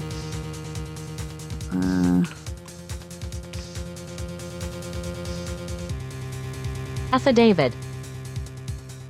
Affidavit? Anyway, it's a word. Who is this affidavit from? The pharmacology students who were conducting experiments in their labs that day. Allow me to read out to the court the testimony of a testimony of the pharmacology students. All equipment in the labs lost power all of the sudden at around 3 p.m. that day. Or was it a blackout? All of the lab's equipment runs on high voltage, Your Honour. So you're saying the equipment lost power because... Precisely. They lost power because of the severed electrical cable. The power outage occurred at approximately 3 p.m, which fits with the time of death listed in the autopsy report. Exactly. In other words, the victim died as a result of touching the severed electrical cable. According to the students, the cables were very old. They were planning on having them replaced in the near future. I see. Apparently, the cables had become so brittle that even the smallest bump would have caused them to break. Ugh. However, there is one thing that troubles me. If the cable could have been broken by any small bump, then it wouldn't have snapped if it hadn't been bumped into, correct? Well, I suppose you could say that. Miss Fay, do you have any thoughts regarding the cause of the severed cable? Your Honour. I don't like how this is looking one bit. I have to come up with something to try to regain some momentum. If it pleases the court, the defence would like to state its opinion. Well then, let's hear it. Who or what was it that caused the cable to break?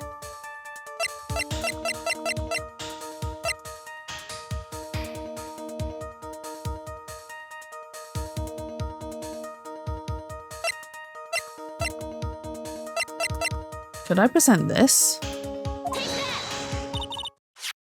Your Honour, please think back to Mr. Wright's testimony. The defendant's testimony? He said that after he pushed the victim, he heard a loud, sharp noise. Now, this happened at around 3 p.m, correct? Yes, that sounds right. Wait, are you saying that? The lab equipment lost power at 2:55 p.m, which fits right in Mr. Wright's timeline. In other words, it was Mr. Wright's shove that caused the power outage. Yes, the prosecution also came to that same conclusion, and it was that very shove that caused Mr. Swallow to be electrocuted. I'm afraid I can't agree with you there, Mr. Payne. What's that supposed to mean? Take a good look at where the victim landed after being shoved. See the umbrella? That's by the electrical pole. That's right, the victim banged into the pole as a result of being pushed. It was that impact that caused the cable to break. Well, that makes sense, and then the victim was electrocuted. I'm sorry, Your Honor, but no, it doesn't make sense at all. If the victim was shoved into the far pole, then he couldn't have been electrocuted by the severed cable in the foreground here. In other words, someone other than my client must have electrocuted the victim. Dun dun dun! Order in the court. The lamentations of my enemy, how I've longed to hear them. It's true, the defense is absolutely correct. There doesn't seem to be any way the defendant... Mr. Judge, sir? May I say something? The Madam Attorney's explanation. She said some things that are a little different than I remember them. What the... Please, just once more. May I please testify one last time? Please, Mr. Judge? Of course, it's all right. Just go right ahead and give your new testimony. This is it. She's finally starting to show her true colours. Dun dun dun. Oh my god, part 2. The truth is, Feeney pushed him twice. The first time was into electrical pole. That's when the cable broke. Then Dougie tried his best to run away from him, but Feeney caught up and crashed into him from behind. The cable snapping and Dougie being electrocuted, it all occurred in less than a minute. Oh, she's such a little liar.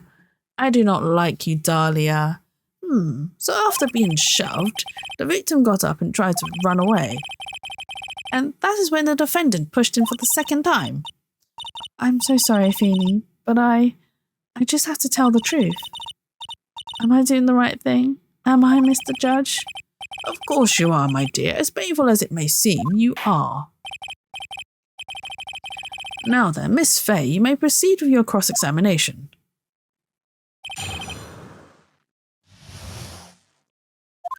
I do like her hairstyle, though. But I really don't like her. Miss Hawthorne, previously in your testimony, you said the following. Actually, I didn't see the moment he pushed Dougie. I know. I'm sorry. I wanted to protect Feeney. So that's why you basically lied to the court? I was a bad girl. I know. Mr. Judge? Oh my god, did she just make me say I'm a bad girl? Oh, Dahlia, you suck.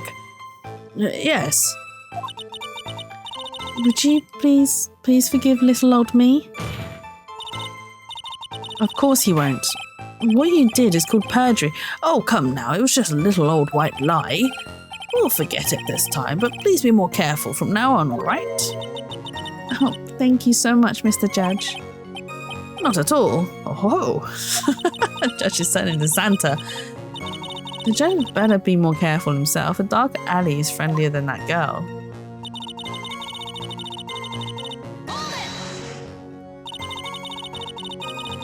You're saying you actually saw the victim get pushed into the electrical pole?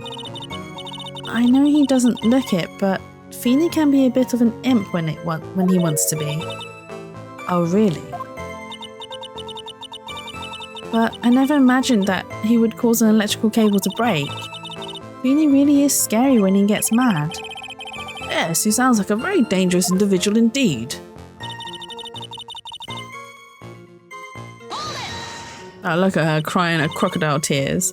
So let me get this straight. You were happily listening to music on your headphones while you watched the scene unfold. What? Miss Fay, I'll have to ask you to stop badgering the witness. I wasn't happy. I was so scared that I couldn't even move. all I could do was stand there and cheer them on.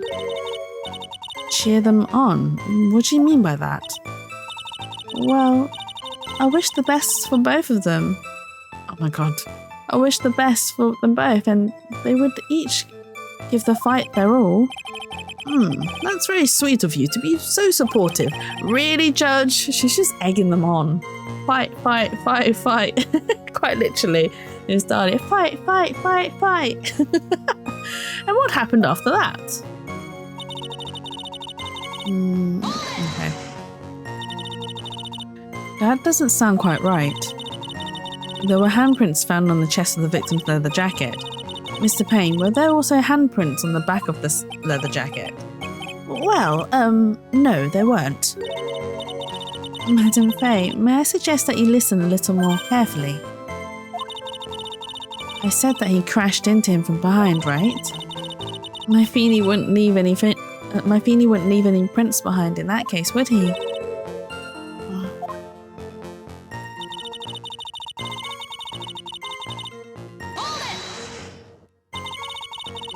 Did you actually witness the moment the victim was electrocuted?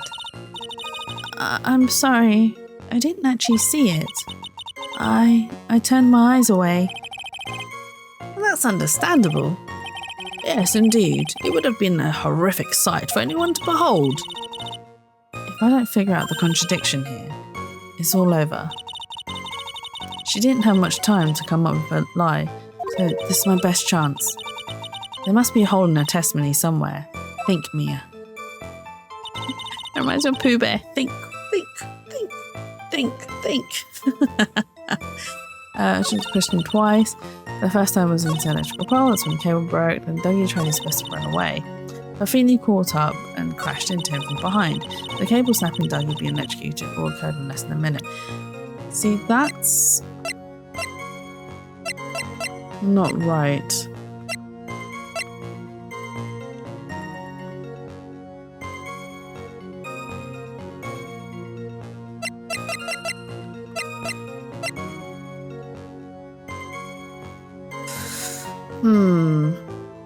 Which one should I present? Let me just say first. I've become so cautious nowadays that I'm just like, let's say. I mean, we've got full lives, so we wouldn't die instantly. I'm going to present this, the autopsy report. Your Honor, that statement contradicts this evidence. In what way? I'm not sure I understand. Actually, I don't quite get it either. Oh, poop. Well, make sure you do before you speak out again. He's mad at me now, but you can't give up yet. Dougie, literally it will happen in less than a minute. Is it this one? Oh, it is. And yeah, I should have presented the letter. It's fine. That's enough witness. I'm afraid I don't understand. You will in a minute. Could you please take a look at this picture? Oh, I could have presented this photo. I did think about this photo as well. I was like, should I present this or the autopsy or the letter? And I decided to go for the autopsy report, which was wrong. So I went for the letter at the end. Oh, that medicine. That's the one Feeny likes to take for his cold. It's not the medicine I want you to look at. It's the wristwatch. It stopped at the precise time the victim was electrocuted. In other words, 3:05. Yes, and your point is, Miss Faye? My point is this. What time was it when the lab suffered the power outage due to the cable snapping? Well, according to the student's testimony, the answer is clear. It was 2:55 p.m. Yeah. Would you care to explain to the court, Miss Dahlia Hawthorne, what exactly happened during that 10-minute interval? The defence proposes that it was during this interval that the real murderer killed Mr. Doug Swallow. Oh. Order in the court. This is nonsense. The real murderer? Even you can't deny that the time between the cable breaking and the electrocution are completely unaccounted for. Then who was it? Who else are you saying could have done this?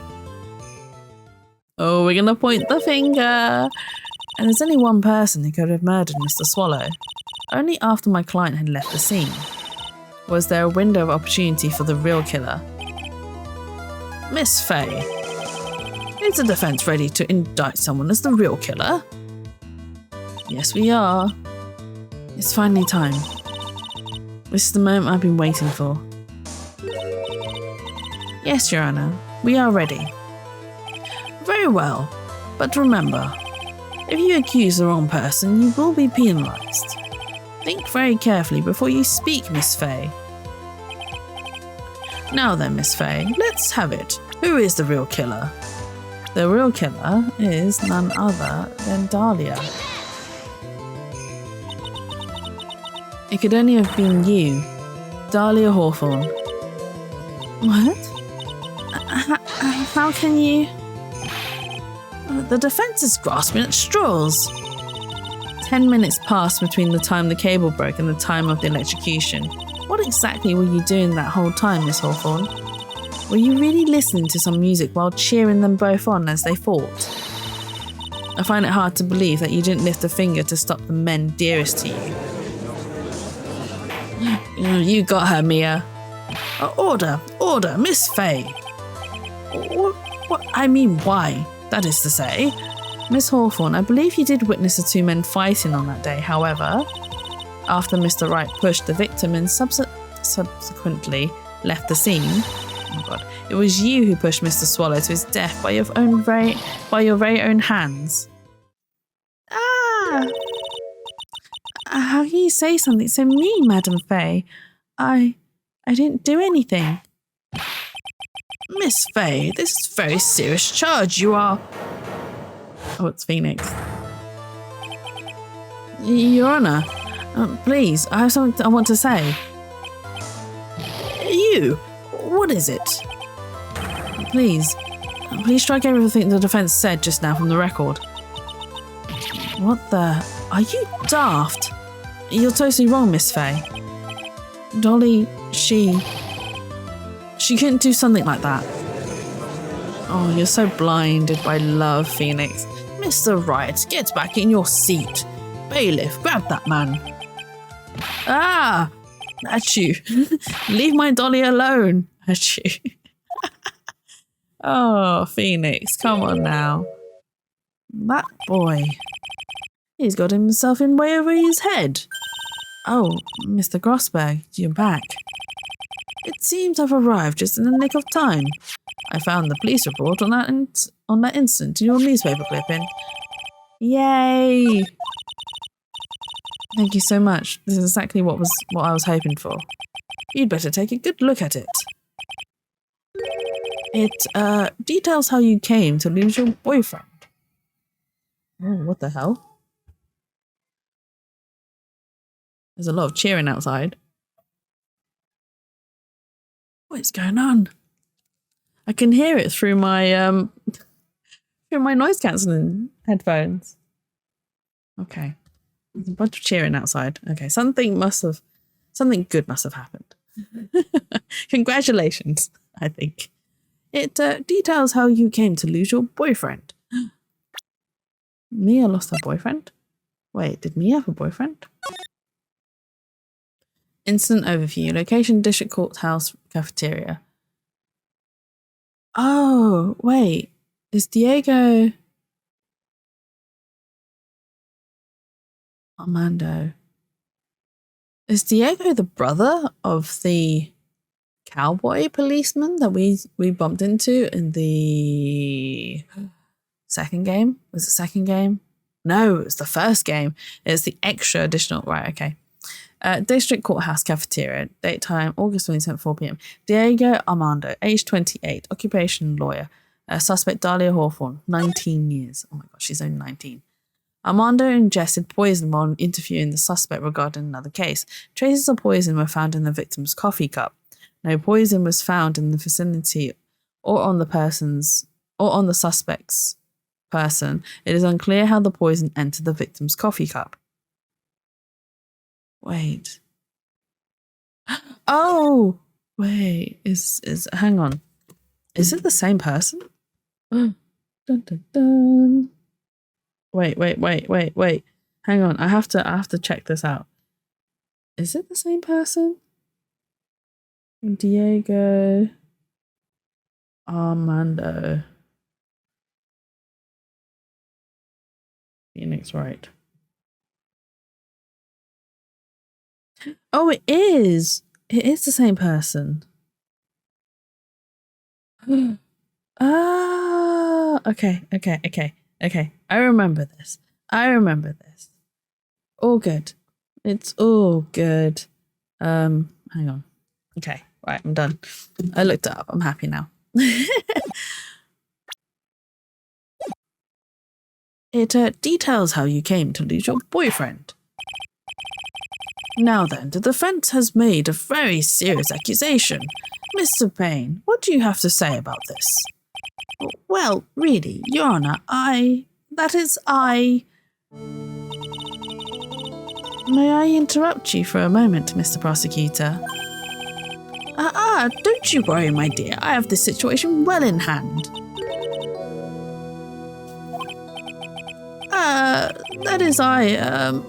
Go right ahead. Madam Faye, are you seriously accusing me of killing my sweet Dougie? Yes, I am.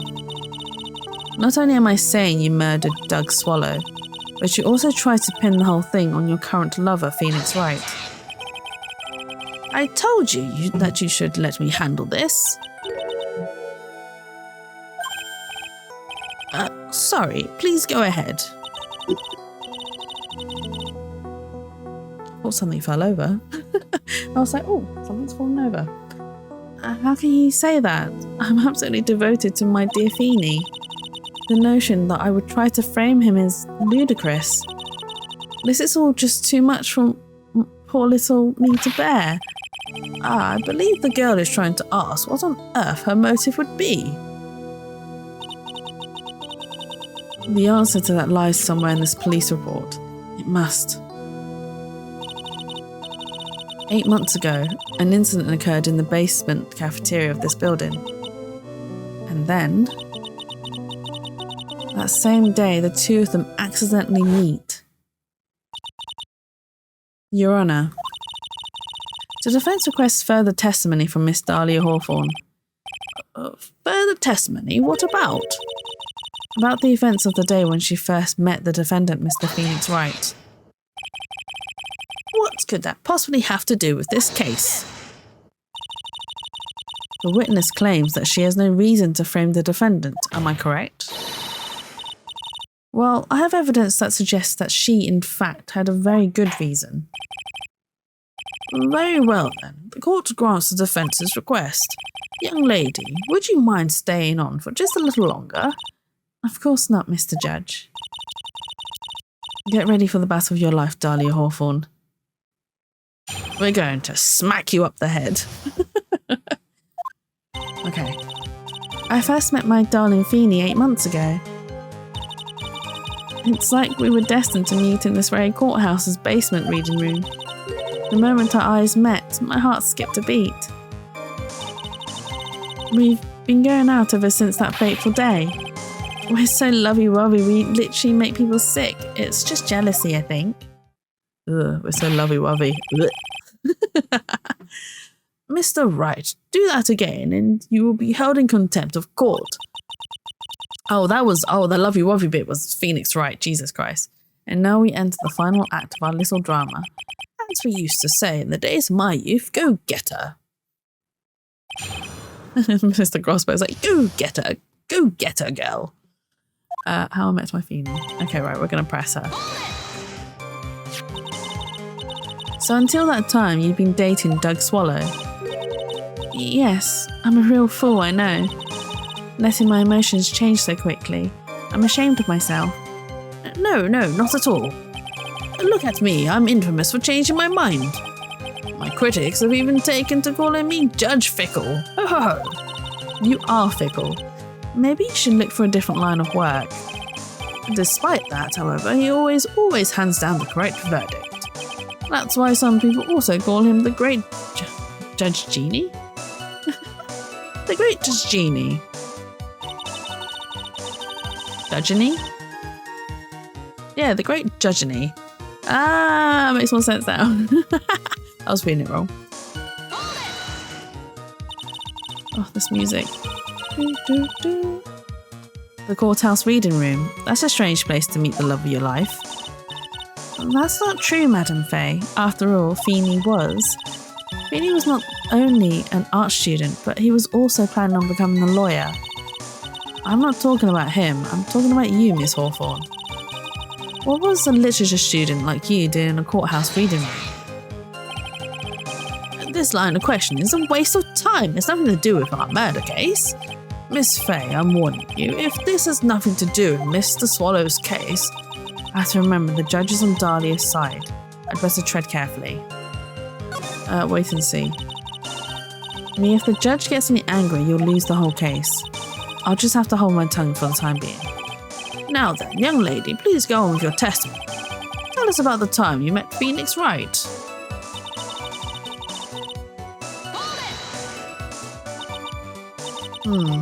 So what was it about Mr. Wright that made your heart malfunction like that? In my personal opinion, he just looks like a typical snotty-nosed college brat. Perhaps to a woman your age, but to me, Feeney is handsome. Perhaps to you, Miss Hawthorne, but to the rest of the planet, he's a dime a dozen. Oh, that's so rude. Love is a mysterious thing, and I object to this line of questioning. If you were to look at my wife, for example, you might all be shocked. Do we get to see his wife at all?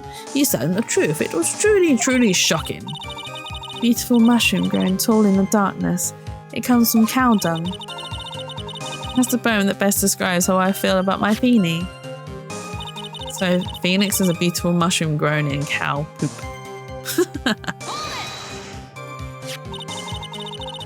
Were there any bad feelings between you and Mr. Swallow? No, none at all. We parted on very good terms. But that can't be. Our investigation also shows that it was a clean breakup. Are you sure? Yes, it seems that they both wanted it that way. So the victim wanted to break up with her. Let's press further. So you're saying that Mr. Swallow also wanted to break up with you? Well, you see... What a cruel thing to ask a young lady like this. By the way, I have never once considered leaving my wife. No one cares, Mr. Payne. She didn't deny it. That must mean... Doug Swallow must have seen through her little act. He must have gotten a glimpse of her true nature. Listen to me, Mia. That woman has the judge in the palm of her hand, you see. So the only way to discredit her is to find a contradiction in her testimony. Was it this first bit? Okay. Doug Swallow. Right. Oh yeah, we'll press this one because we need more details. So he says that we're badgering her, but we're not, so we're going to keep pressing. Your Honour, if you allow me some latitude, I think I can establish relevance. Please ask her to continue on with her testimony. Very well, young lady, I've got a simple question for you. What were you doing downstairs in the courthouse reading room? If it pleases Your Honour, the answer is simply this. I come to this courthouse to do some research for a paper I was writing. You were writing a paper? On what? On the relationship between modern Senryo poetry and the criminal underworld. Oh, that sounds like a fascinating research idea. Am I getting old? Now I've forgotten what I've forgotten. The game of the midlife crisis stuff. Mia, why did that girl really come to this courthouse? Isn't that what you wanted to know? And speaking of forgetting things, you haven't forgotten the police report, have you? I went through a lot of trouble to get it, my dear, so be sure to read it carefully. Oh, we know why she was here. I just needed that. So, here we go. There we go.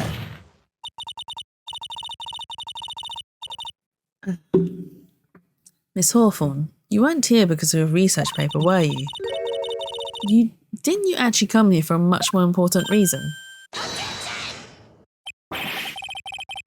What is the meaning of that cocky smile on your face, Miss Fay?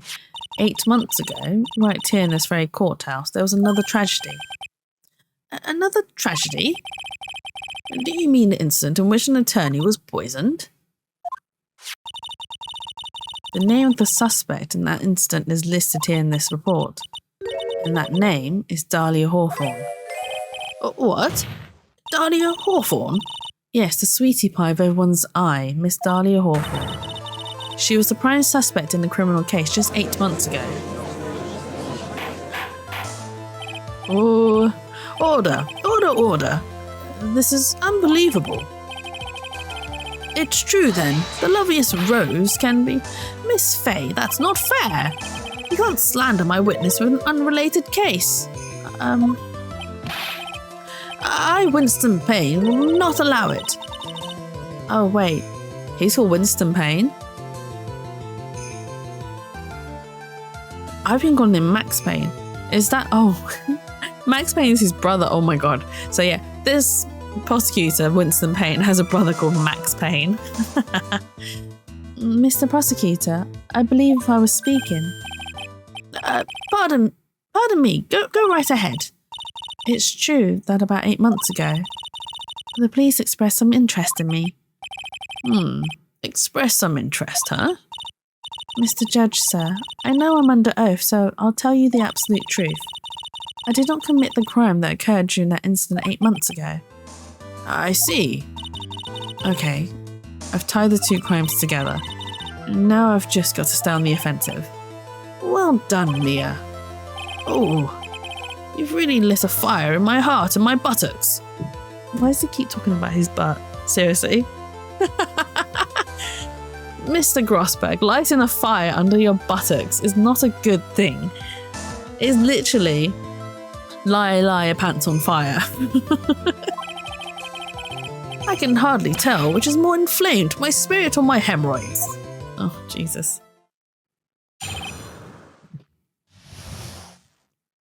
Okay, we're showering the search. How is Dia? Dia is a cow. She's lying. So she threw Phoenix underneath the bus.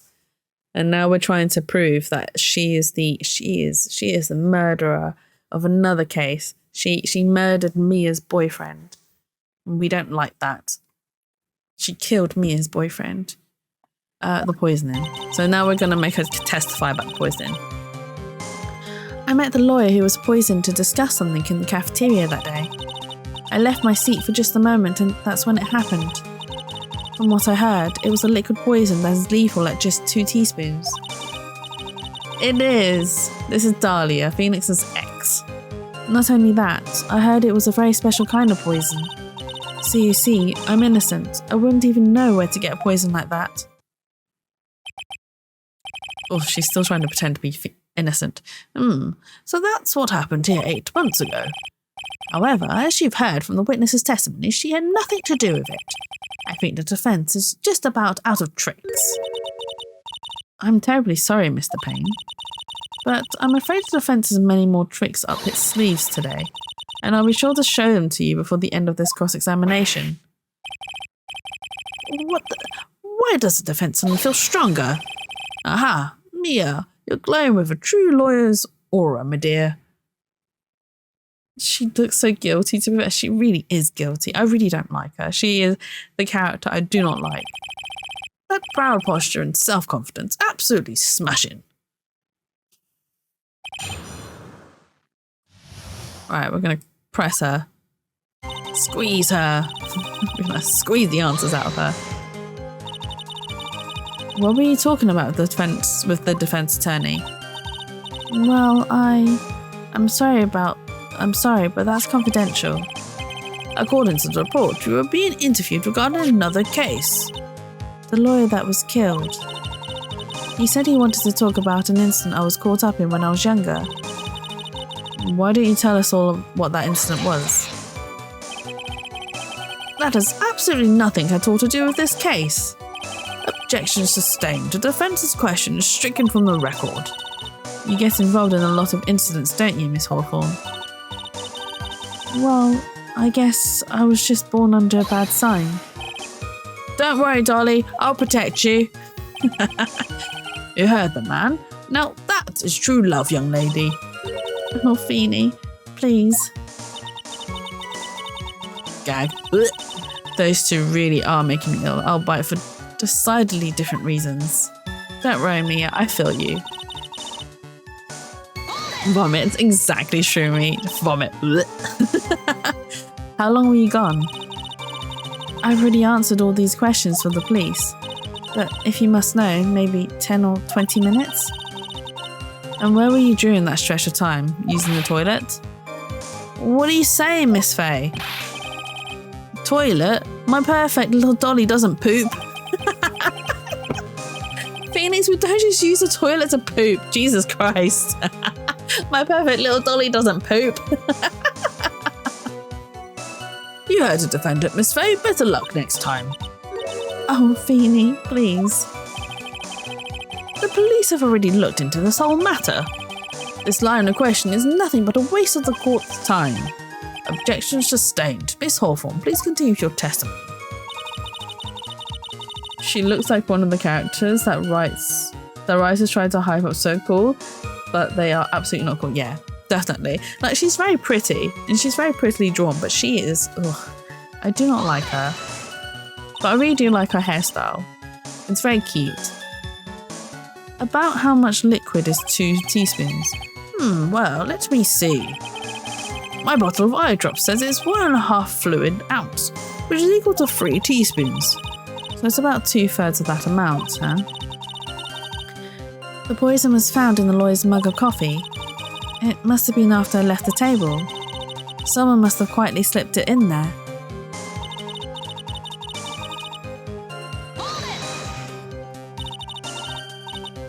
Hey Pyro, thank you for stopping by. I hope you're having a lovely weekend so far. A special kind of poison, how so? Well, I heard that it's almost impossible to detect. Oh, and where would something like that come from? I'm sorry, all I know is that I overheard the policeman saying. They said something about using advanced chemical processes to purifying it. Chemical processes? Well, that's quite impressive. Most impressive. The better question is, how did the criminal get something like that?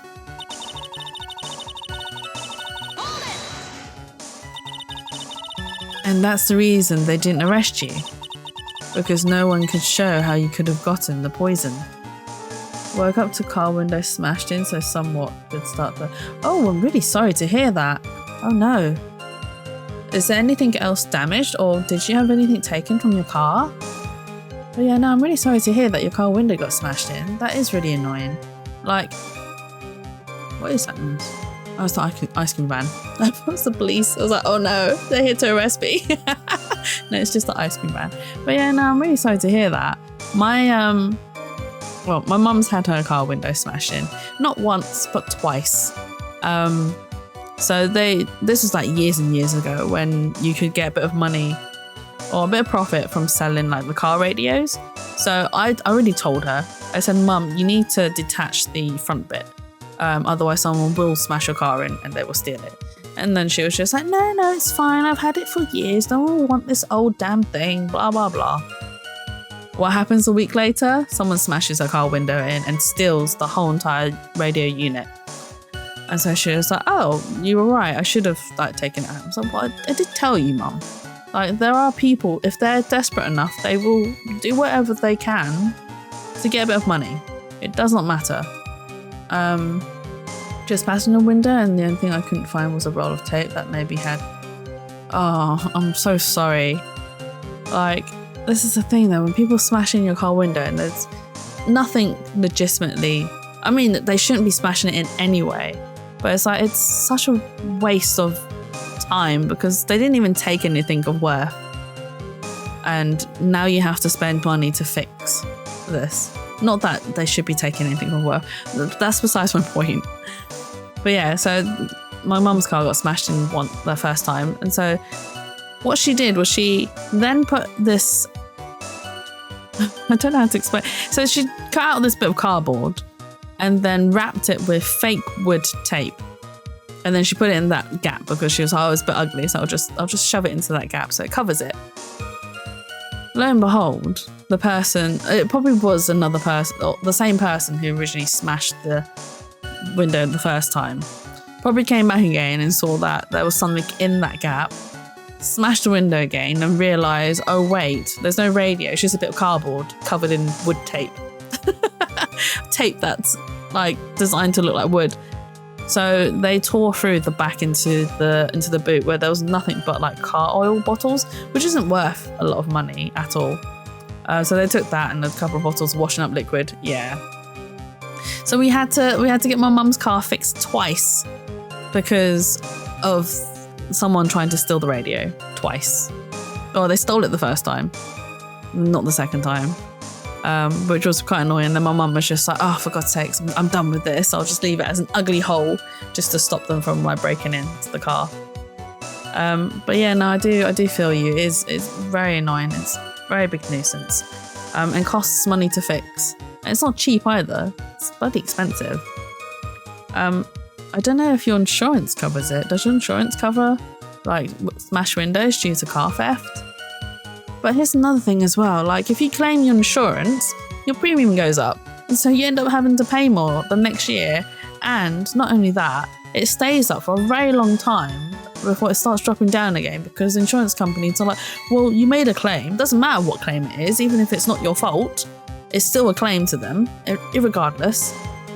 It will go up and then your insurance will go up and it'll stay up for a very long time until they're like, oh, well, you're not a risk anymore because you haven't made a claim. I do, but a new window costs 30 quid I found, so I'm not going to involve insurance at all. That's good. Like 30 quid isn't, I mean, it's still money, but it's not like, oh my God, money. I mean, you spend 30 quid on quite a few things these days, easily. So yeah, no, that's good. No, we didn't involve the insurance either. Like, it's pointless.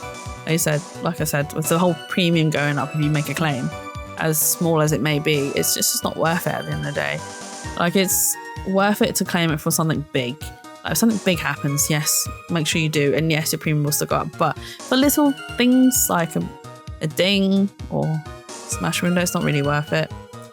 Would you even fill a tank of petrol nowadays? Yeah, exactly. Yeah. Oh my God, my car. I filled up petrol yesterday and I was very close to empty. I was like very close to the red. Let's put it this way. It cost me like 70 quid to fill a whole entire tank. I'm just like, this is every 2.5 weeks. I mean, 2.5 weeks isn't bad. It's still decent, but it's still 70 quid.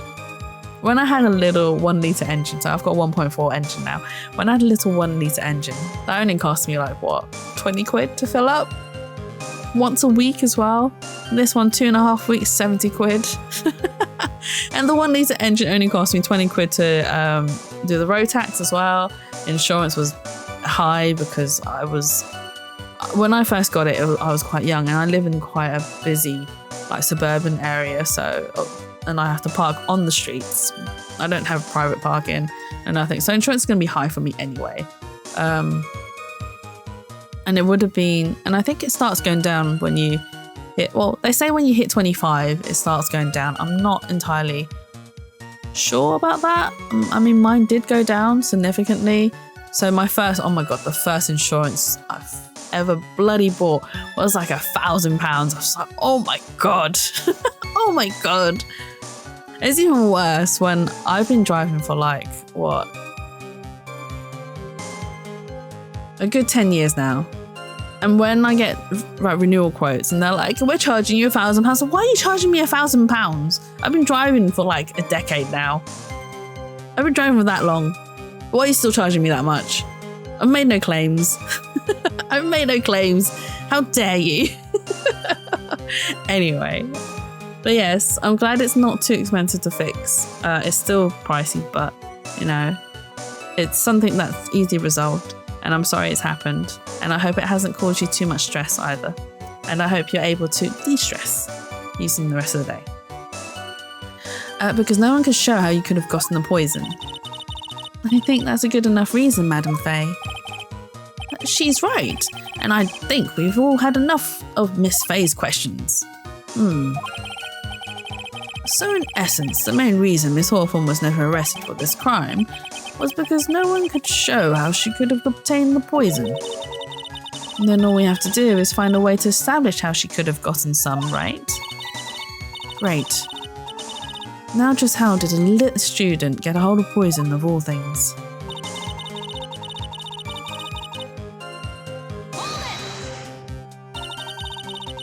What were you talking about with the defense attorney? Oh, so she was talking about a case. Obviously nothing to do with the case, ingredients. Dolly. Okay. That's not what I'm impressed. Left my seat for just a moment. Yes, more Phoenix Wright and more stress over the hemorrhoids. Poor Grossberg. His hemorrhoids are just going to explode, aren't they? They're doing the Harlem Shake. They're being lit on fire. They're just going to explode, and it's going to be Mr. Grossberg takes off yet again. Nothing I heard of special kind of poison. They see I'm innocent. I wouldn't know where to get poison like that. In essence, the main reason I'm arrested. Okay. Poison, so we have to do is great. Now I just have to hold. Oh god. We got this. I mean, there's nothing in our report to say how she got the poison. It just says that she poisoned him. Regarding the case, trace of poison was found in the victim's coffee cup. No poison was found. Oh wait. She was dating Doug. Oh my god. There is a way she could have got the poison. She was dating Dougie. He was a pharmacology student. He could have produced the drugs. Not only that, poison, such kind of poison. Innocent when you know where to get poison like that. Can we present that? Hang on. Hang on. Save. Big brain. Jetsu smart. Where's my smart emote? Smart. Here we go. I am smart. I'll praise myself for being smart. Profiles. I love that you save before the penalty hits. I have to. I have to. I have PTSD with losing. Right, we're gonna present Doug because there is every way possible for her to get the poison because she was dating him. You wouldn't know how to get that kind of poison. I don't believe you.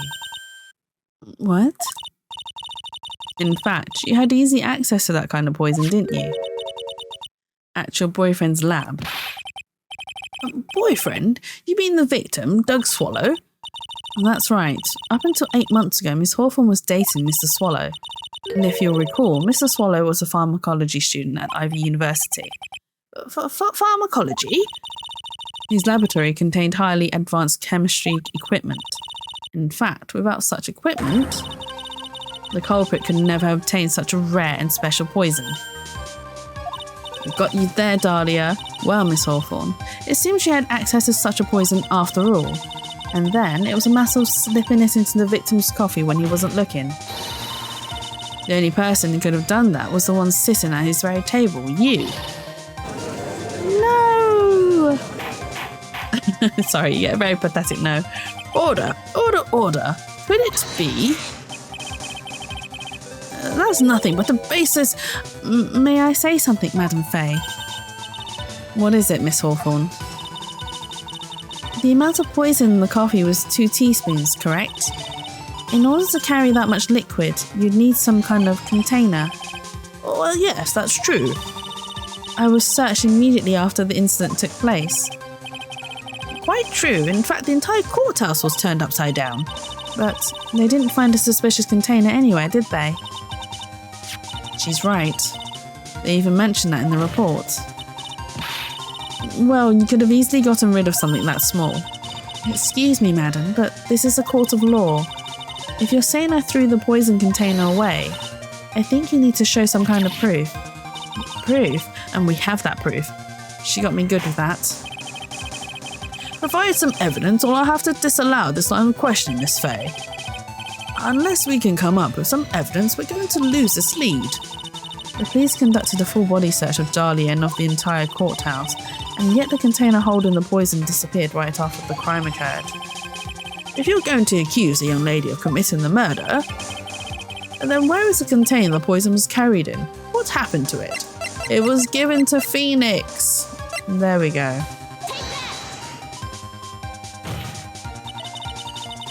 You were forced to get rid of the container in a hurry, weren't you? And that's why you passed it on to someone that had nothing to do with the case. Someone that you knew wouldn't be searched. Who is this person? Mr. Phoenix Wright, of course.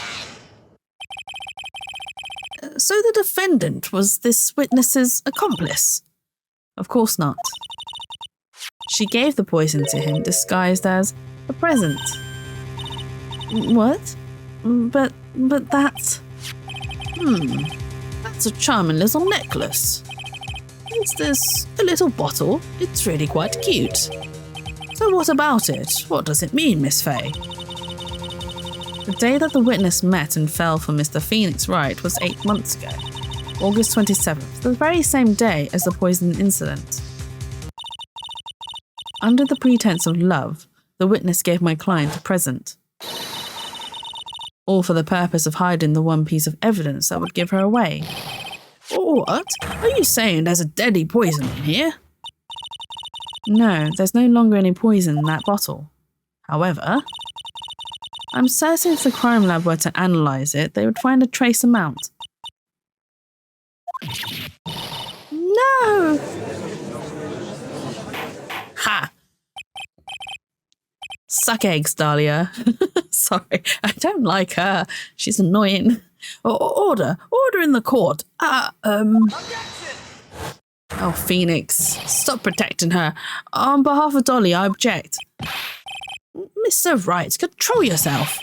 I won't let you bully her like this. Mr. Wright, I thought I told you to stay in your seat. Mr. Wright, why? Why are you going through so much trouble to protect her? Why? Because I'm madly in love with her. Oh, Phoenix. Madly in love. I haven't heard anyone say that in a long time. Mr. Wright, have you ever thought about this? Why exactly would a woman like Dahlia Hawthorne want to date you anyway? Well, I guess she must be madly in love with me too. Mr. Wright, please, open your eyes.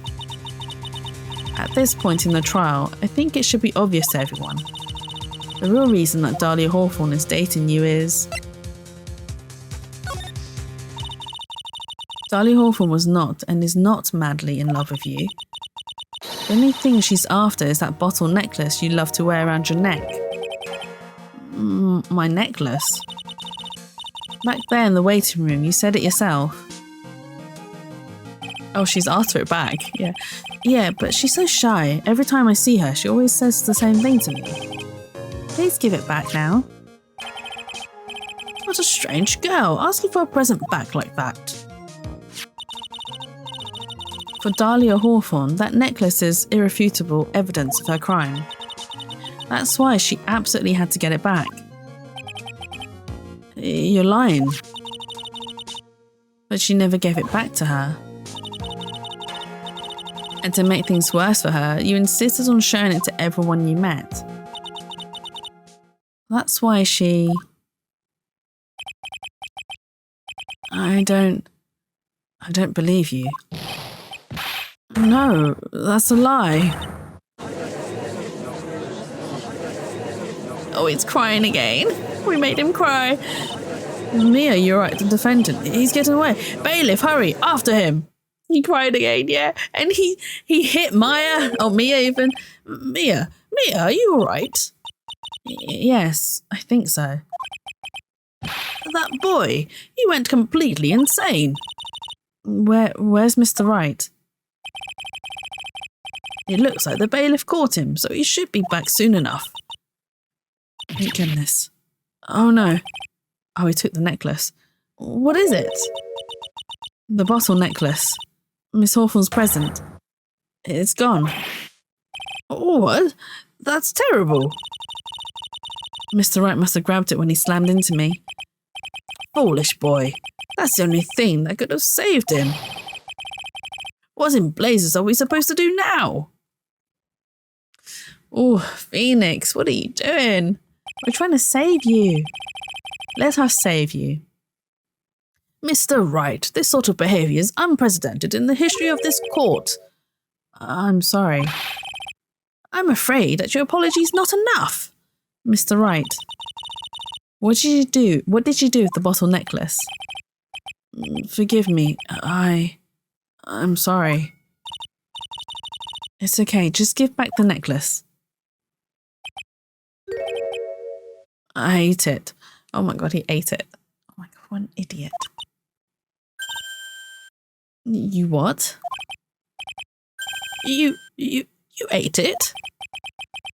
It was too big to swallow, so I had to chew it into little bits first, but yeah. What?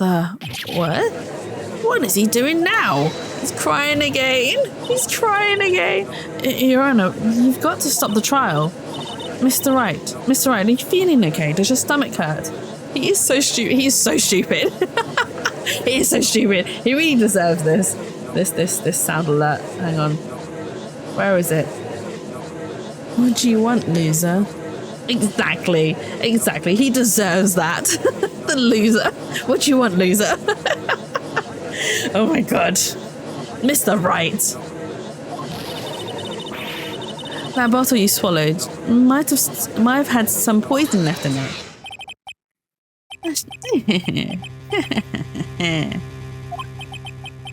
It seems the defendant has proven the prosecution's case for us.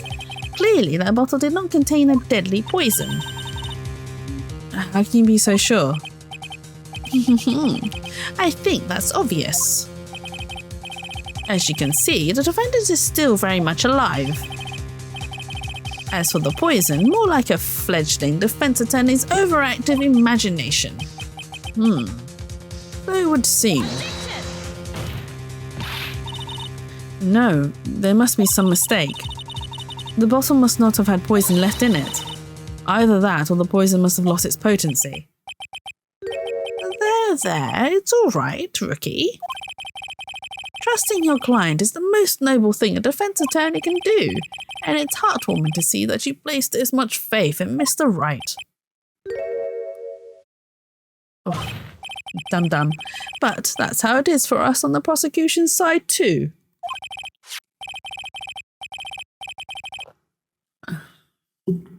For example, I would trust the witness, Miss Hawthorne, with my very life, which is why I can state that your assessment of her is completely wrong. That's enough. Unfortunately, Miss Fay, I cannot accept your explanation of the events. But why? This may be impossible for a beginner like you to understand, but in a court of law, evidence is everything. Even after I prove so much, is she going to get away with everything? Well, now that the suspicion surrounding Miss Hawthorne has been cleared up, I would like to proceed with the trial.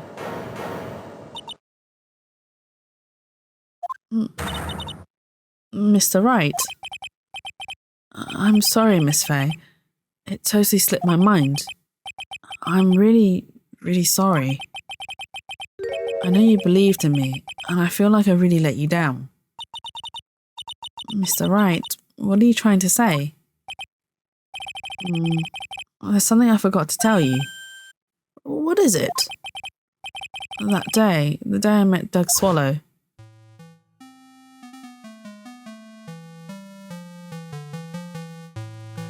That girl, you shouldn't see her anymore. Hey, it's none of your business. I'm telling you for your sake, if you continue to see her, it's going to be bad news. You're lying. Just listen to me. There's something you need to know about that girl. Last night, someone stole some poison from our lab. Oh. Poison? The same thing happened 8 months ago. A drug sample was stolen. She came to that lab. She came to the lab that time too. It could only have been her. That girl is a thief. Stop it. Don't talk about her like that. Wait. So 8 months ago, obviously, she stole the poison. We know that. But she stole again. Who was she going to use that poison on? Dun dun dun. She was going to use it on Phoenix. She was going to murder Phoenix. Phoenix nearly died, and we wouldn't have had Phoenix right. Ace Attorney. Is it true? Did he really say that? That's ridiculous. And there's one more thing. After I pushed him that day, I got worried and came back to have a look. And she was there. Dolly was right there. She was crouched down next to him. What? She told me not to ever tell anyone about it, but I'm sorry, Dolly. Why has he suddenly decided to tell the truth? Your Honor, the defendant is Miss Faye. You tell them. Dolly didn't do it. She's innocent. Wait, so he's telling us that she was there, but also telling us that she's innocent. But she's guilty. It's fine, would still had apologized. This is the prequel games. No, Pyro. Phoenix is very important. And plus, Phoenix is one that carries the name of the prequel games. Although the prequel games are really good as well. I haven't completed the second one yet. I played the first one. Played halfway through the second one. Because I was playing with a friend and then we got very tired. And she doesn't live close to me. She lives about, 3 to 4 hours away from me. So we try to meet up as much as we can, and then we play all the Phoenix Wright series games. And oh my god, so we got through halfway the second one, and then we had to stop because I had to go home. And I was like, oh, I'm so sorry, I have to go home. I have to drive 3 to 4 hours to go back home because I have work the next day. But we will continue, or I might have to play it on stream without her. And I feel bad, but I want to know what happens. I mean, Phoenix has plot armor. He needs to be alive in the new games. Oh my god. There's potentially a 7th game. Oh my god, I'm so excited. I hope it's not just one game. I hope it's a 7, 8, 9. So it's another trilogy. And then the series will go on forever and ever. And we'll have like another trilogy with like 200 and...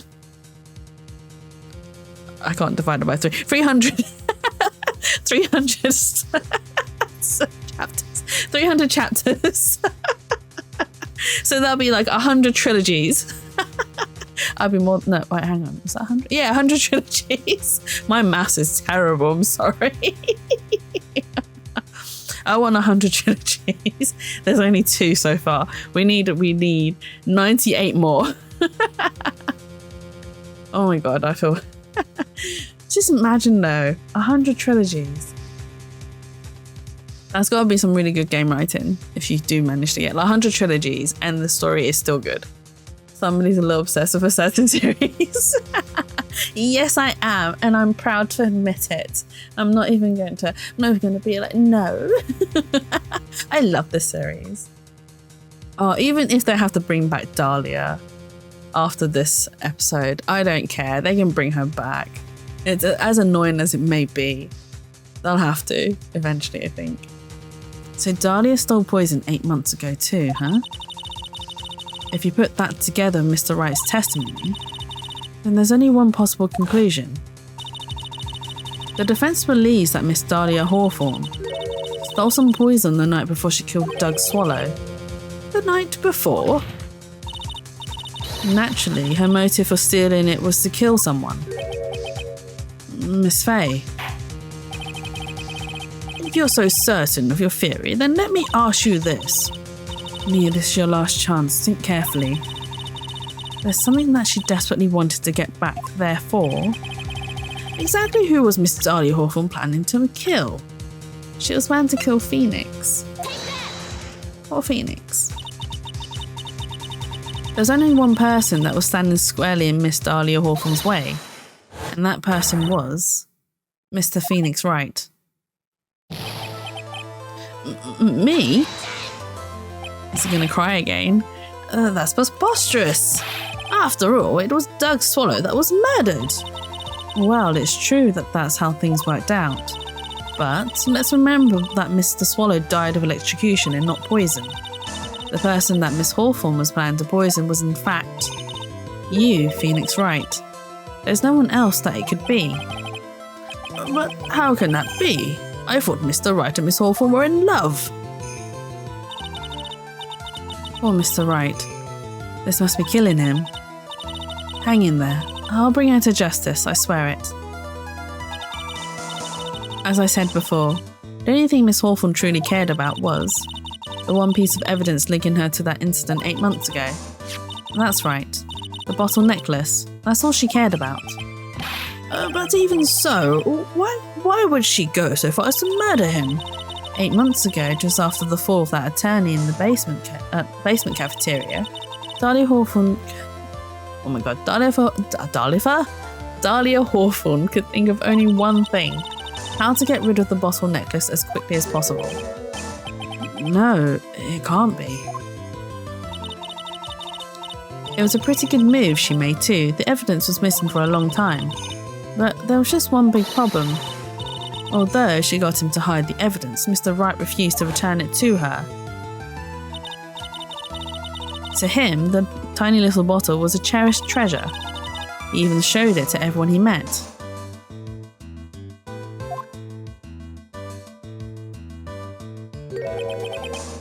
You mean that's why she tried to kill Mr. Wright? Correct, Your Honor. It was to retrieve that piece of evidence. That can't be true. He's crying again. Poor Phoenix. Feeny, what a joke you are.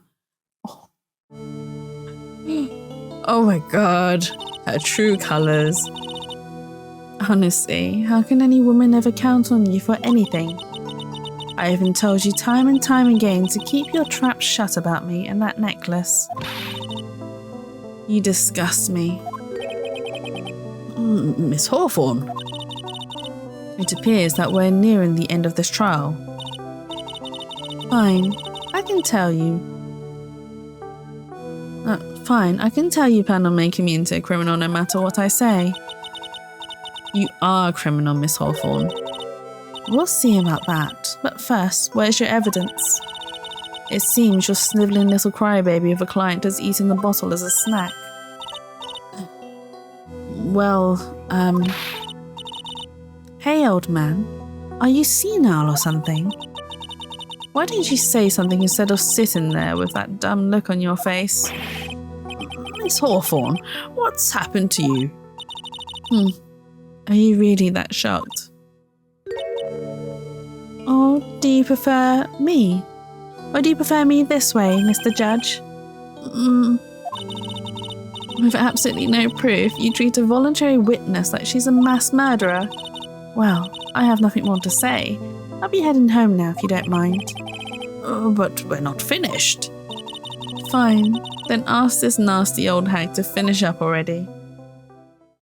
Nasty old hag, she's such a little cow. Oh, I can't let her get away this time. Stop, Mia. If you keep on pushing without any evidence, you could pay the ultimate price as a lawyer. The ultimate price? You'd be forced to take off your attorney's badge forever, I'm afraid. No. You'd better think it over carefully, Miss Fay. Or should I say, Miss Grey? Well, Miss Fay, can you provide evidence that would establish her guilt once and for all? We can't, because Phoenix bloody ate it. If I mess up here, my career as a lawyer is over. But to be honest, at this point, I don't have any evidence that's well-founded. Even so, I'd rather lose my attorney's badge and let her get away with murder. Your Honor, the defense would like to present proof. Impossible. You can't possibly. Stupid woman. It is the opinion of the court that there has already been enough discussion. Therefore, I will allow only one piece of evidence to be presented.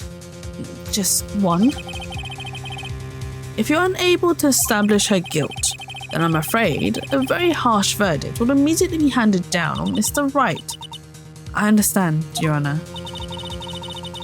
I can just imagine the headlines for tomorrow's newspaper. Up-and-coming lawyer plummets to earth before she gets the chance to soar. She was planning to poison Mr. Wright. If that's the case, then the poison was probably in there. Well then, Miss Fay, please present your evidence. Show to this court irrefutable proof that Miss Hawthorne was planning to poison Mr. Wright. It's the Cold Killer X. That's why Doug had it. Here it is, Your Honor.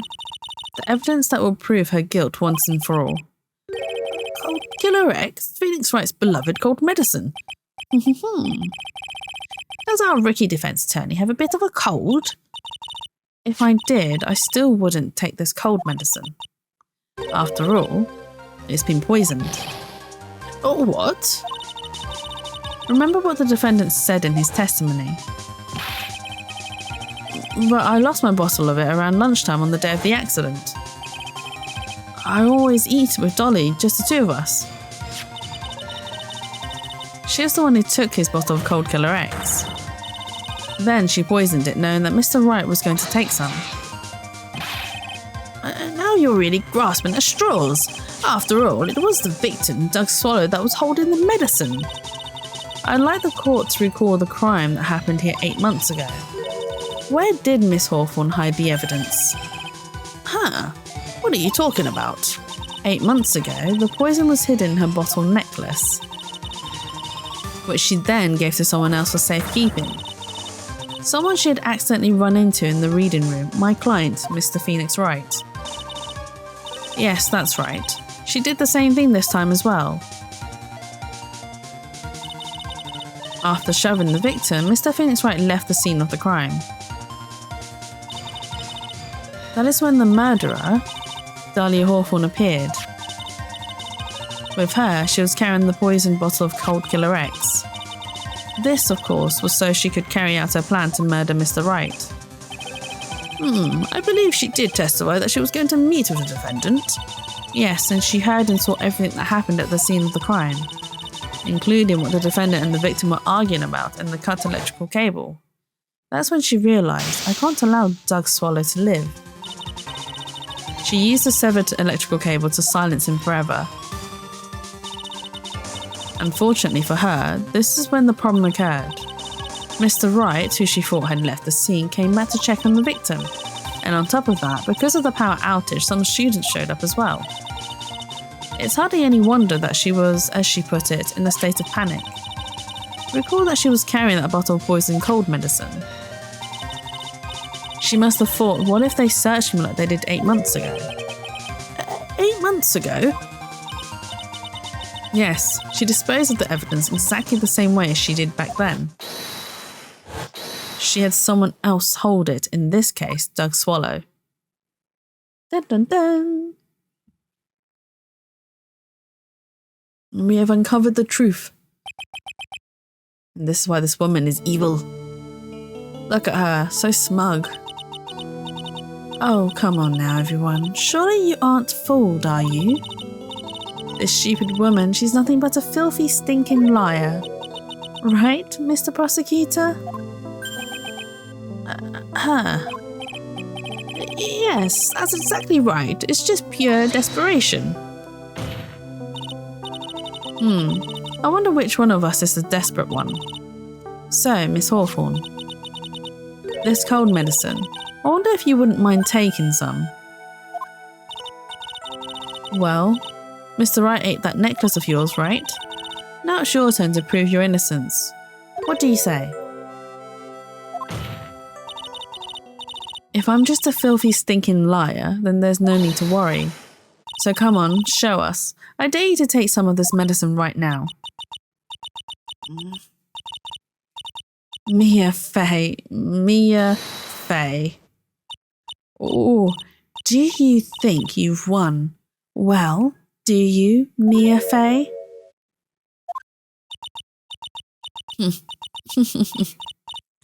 That's just fine. For the time being, victory is yours. For the time being. Why does she lose her pupils? Because she's evil. She's the devil's spawn. Well, I have a very long memory, you know. You and I will meet again. I'm certain of it. Well then, Mr. Judge, I'll see you later too, okay? Yes. I'm going to go spend a little quality time with the men in blue now. I wish you all the best.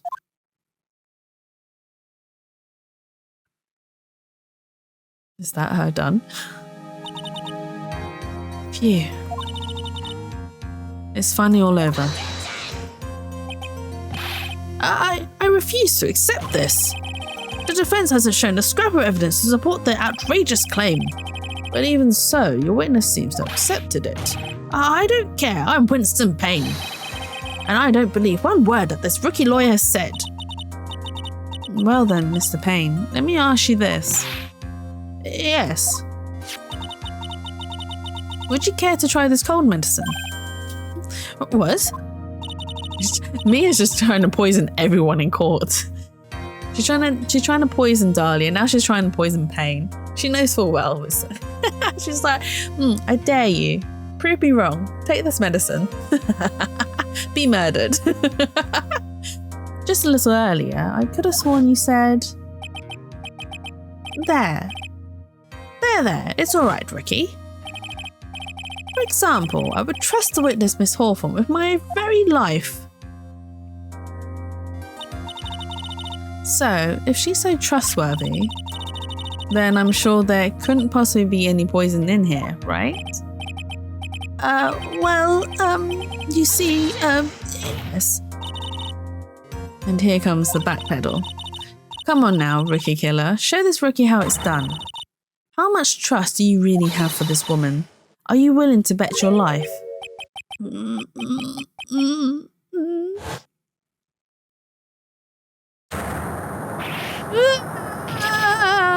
hair, it's flying off, my beautiful hair. Oh my God, he lost his hair in that instant. No. That's why his hair is so... Oh dear. Mr. Payne, he became bold, yes. Mia was the cause of his boldness. About Miss Dahlia Hawthorne. Yes, Your Honour, I'll file papers for her immediate arrest. Tragic, but not surprising. I knew there was something suspicious about her from the very beginning. Don't lie, just admit you were wrong. By the way, Miss Fay. Yes, Your Honour. Was it just me, or did you and Miss Dahlia Hawthorne seem to know each other? Your Honour, whether we did or not has no bearing on this case. Very well. Mr. Payne. This can't be happening. It's a nightmare. It's like losing to my daughter. It appears Mr. Payne has lost his spirit along with his hair. Does the defendant have anything further to say? It can't be true, my dear Dolly. Very well then. I believe I am ready to pass judgment and bring this trial to an end. The court finds the defendant, Phoenix Wright, not guilty. Way! Woo! Not guilty! What a loser! This court is adjourned. God damn it, Phoenix.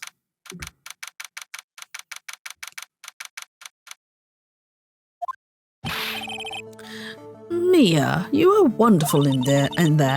Thank you for everything, Mr. Grossberg. What do you want, loser?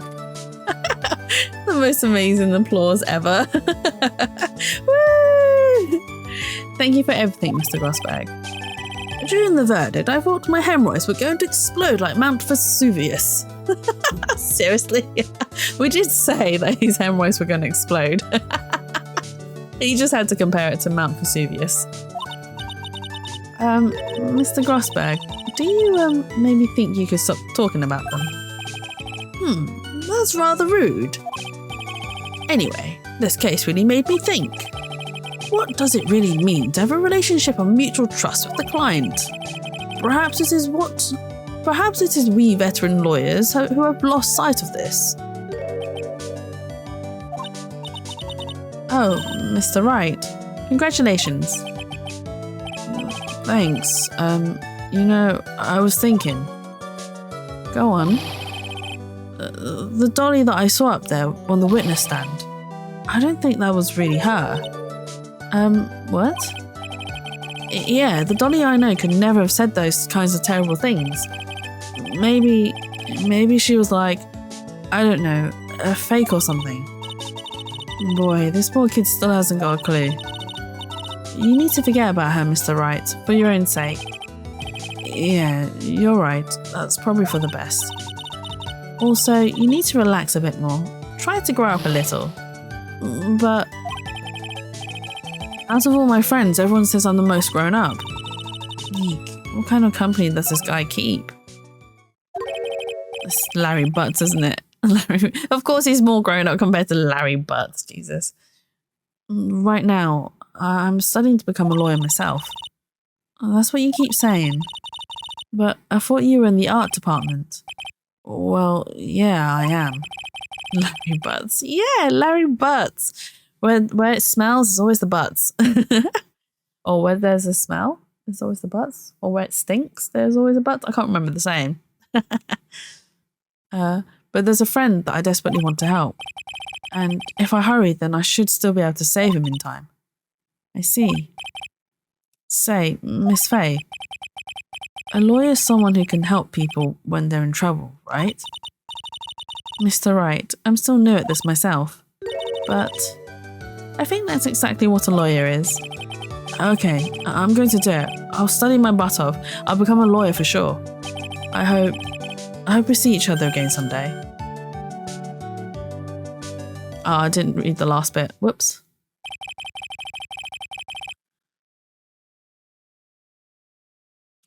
Oh, Phoenix. Oh, wow. I mean, he did really good. He became a lawyer in 5 years after that whole entire incident. It's been 5 years since I was acquitted of all charges. I became a lawyer like I planned and managed to save my friend. But Mia's passed on to a better place. Who was he saving? For me, this trial brings up a lot of painful memories. But it also brings up some very precious ones. And memories that I thought would never rise to the surface again. Mia's gone now. But even so, I can hear her in my mind. Phoenix, no matter what, always believe in your client. In a court of law, your greatest weapon is your belief. 5 long years. Something has happened that's made me think back to her words of wisdom. But that's a story for another day. Turnabout memories, the end.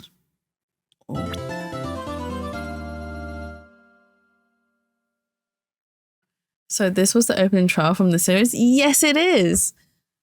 Oh, I don't know how many chapters there are. Can we see? Oh, I can't see. I think there must be 3 or 4 chapters total. 4 usually. Oh, this case, the stolen turnabout. We're not going to start it today. Oh, I might. I'll push it to start, but there are 5 in this one. Okay, I can't remember, to be honest. We'll save progress. I'm not going to continue because I know this one's going to be a long one. I remember being really annoyed at how long this one was. I'm just like, can you move along, please? So that is the first episode done. We are going to do the second episode next week. I'm not going to start it today. Because otherwise I'm going to be here for a long time. And I didn't start stream till quite late. I might need to start thinking about doing the streams at like maybe midday rather than 3 o'clock in the afternoon. Spoiler alert though. The fourth one is just a single court scene. Is it? I mean, I've played all 3 games. I just can't remember all of them until I actually see them. I wonder if that one... My brain remembers bits and bobs of the cases, but not everything as it should be. Let me put some music on. Hang on. But yeah, so it means we've got a long way to go. No investigation work. Was there one like that? So that means we have all the... This is it. Yeah, just one episode today. Not a very long stream. I mean, it's still pretty long. We've gone for almost 3 hours. I can't do any longer. If I do any longer, I'm gonna get stuck doing the evidence, and I'm gonna be like, oh my god, I can't stop until we do next and continue. So I'm not gonna start the next episode. I will do that next week on Saturday. Can I do that next week on Saturday? Oh, I might have an issue. Let's have a think. I might be busy. I will do a much earlier start to stream on next week. I might have to start at 10 o'clock in the morning just so that we have time to get through most of the second episode. All right, have fun. Thank you, Shrewy. But yes, don't leave just yet. Let me see. Hang on. I'm going to send you guys off on a raid to one of my friends, Crimson. What do you want, loser? Oh my god.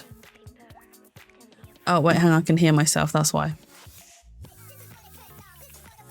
Crimson, alright, okay. So Crimson is a good friend of mine, and sorry, my new favourite theme, that's absolutely fine.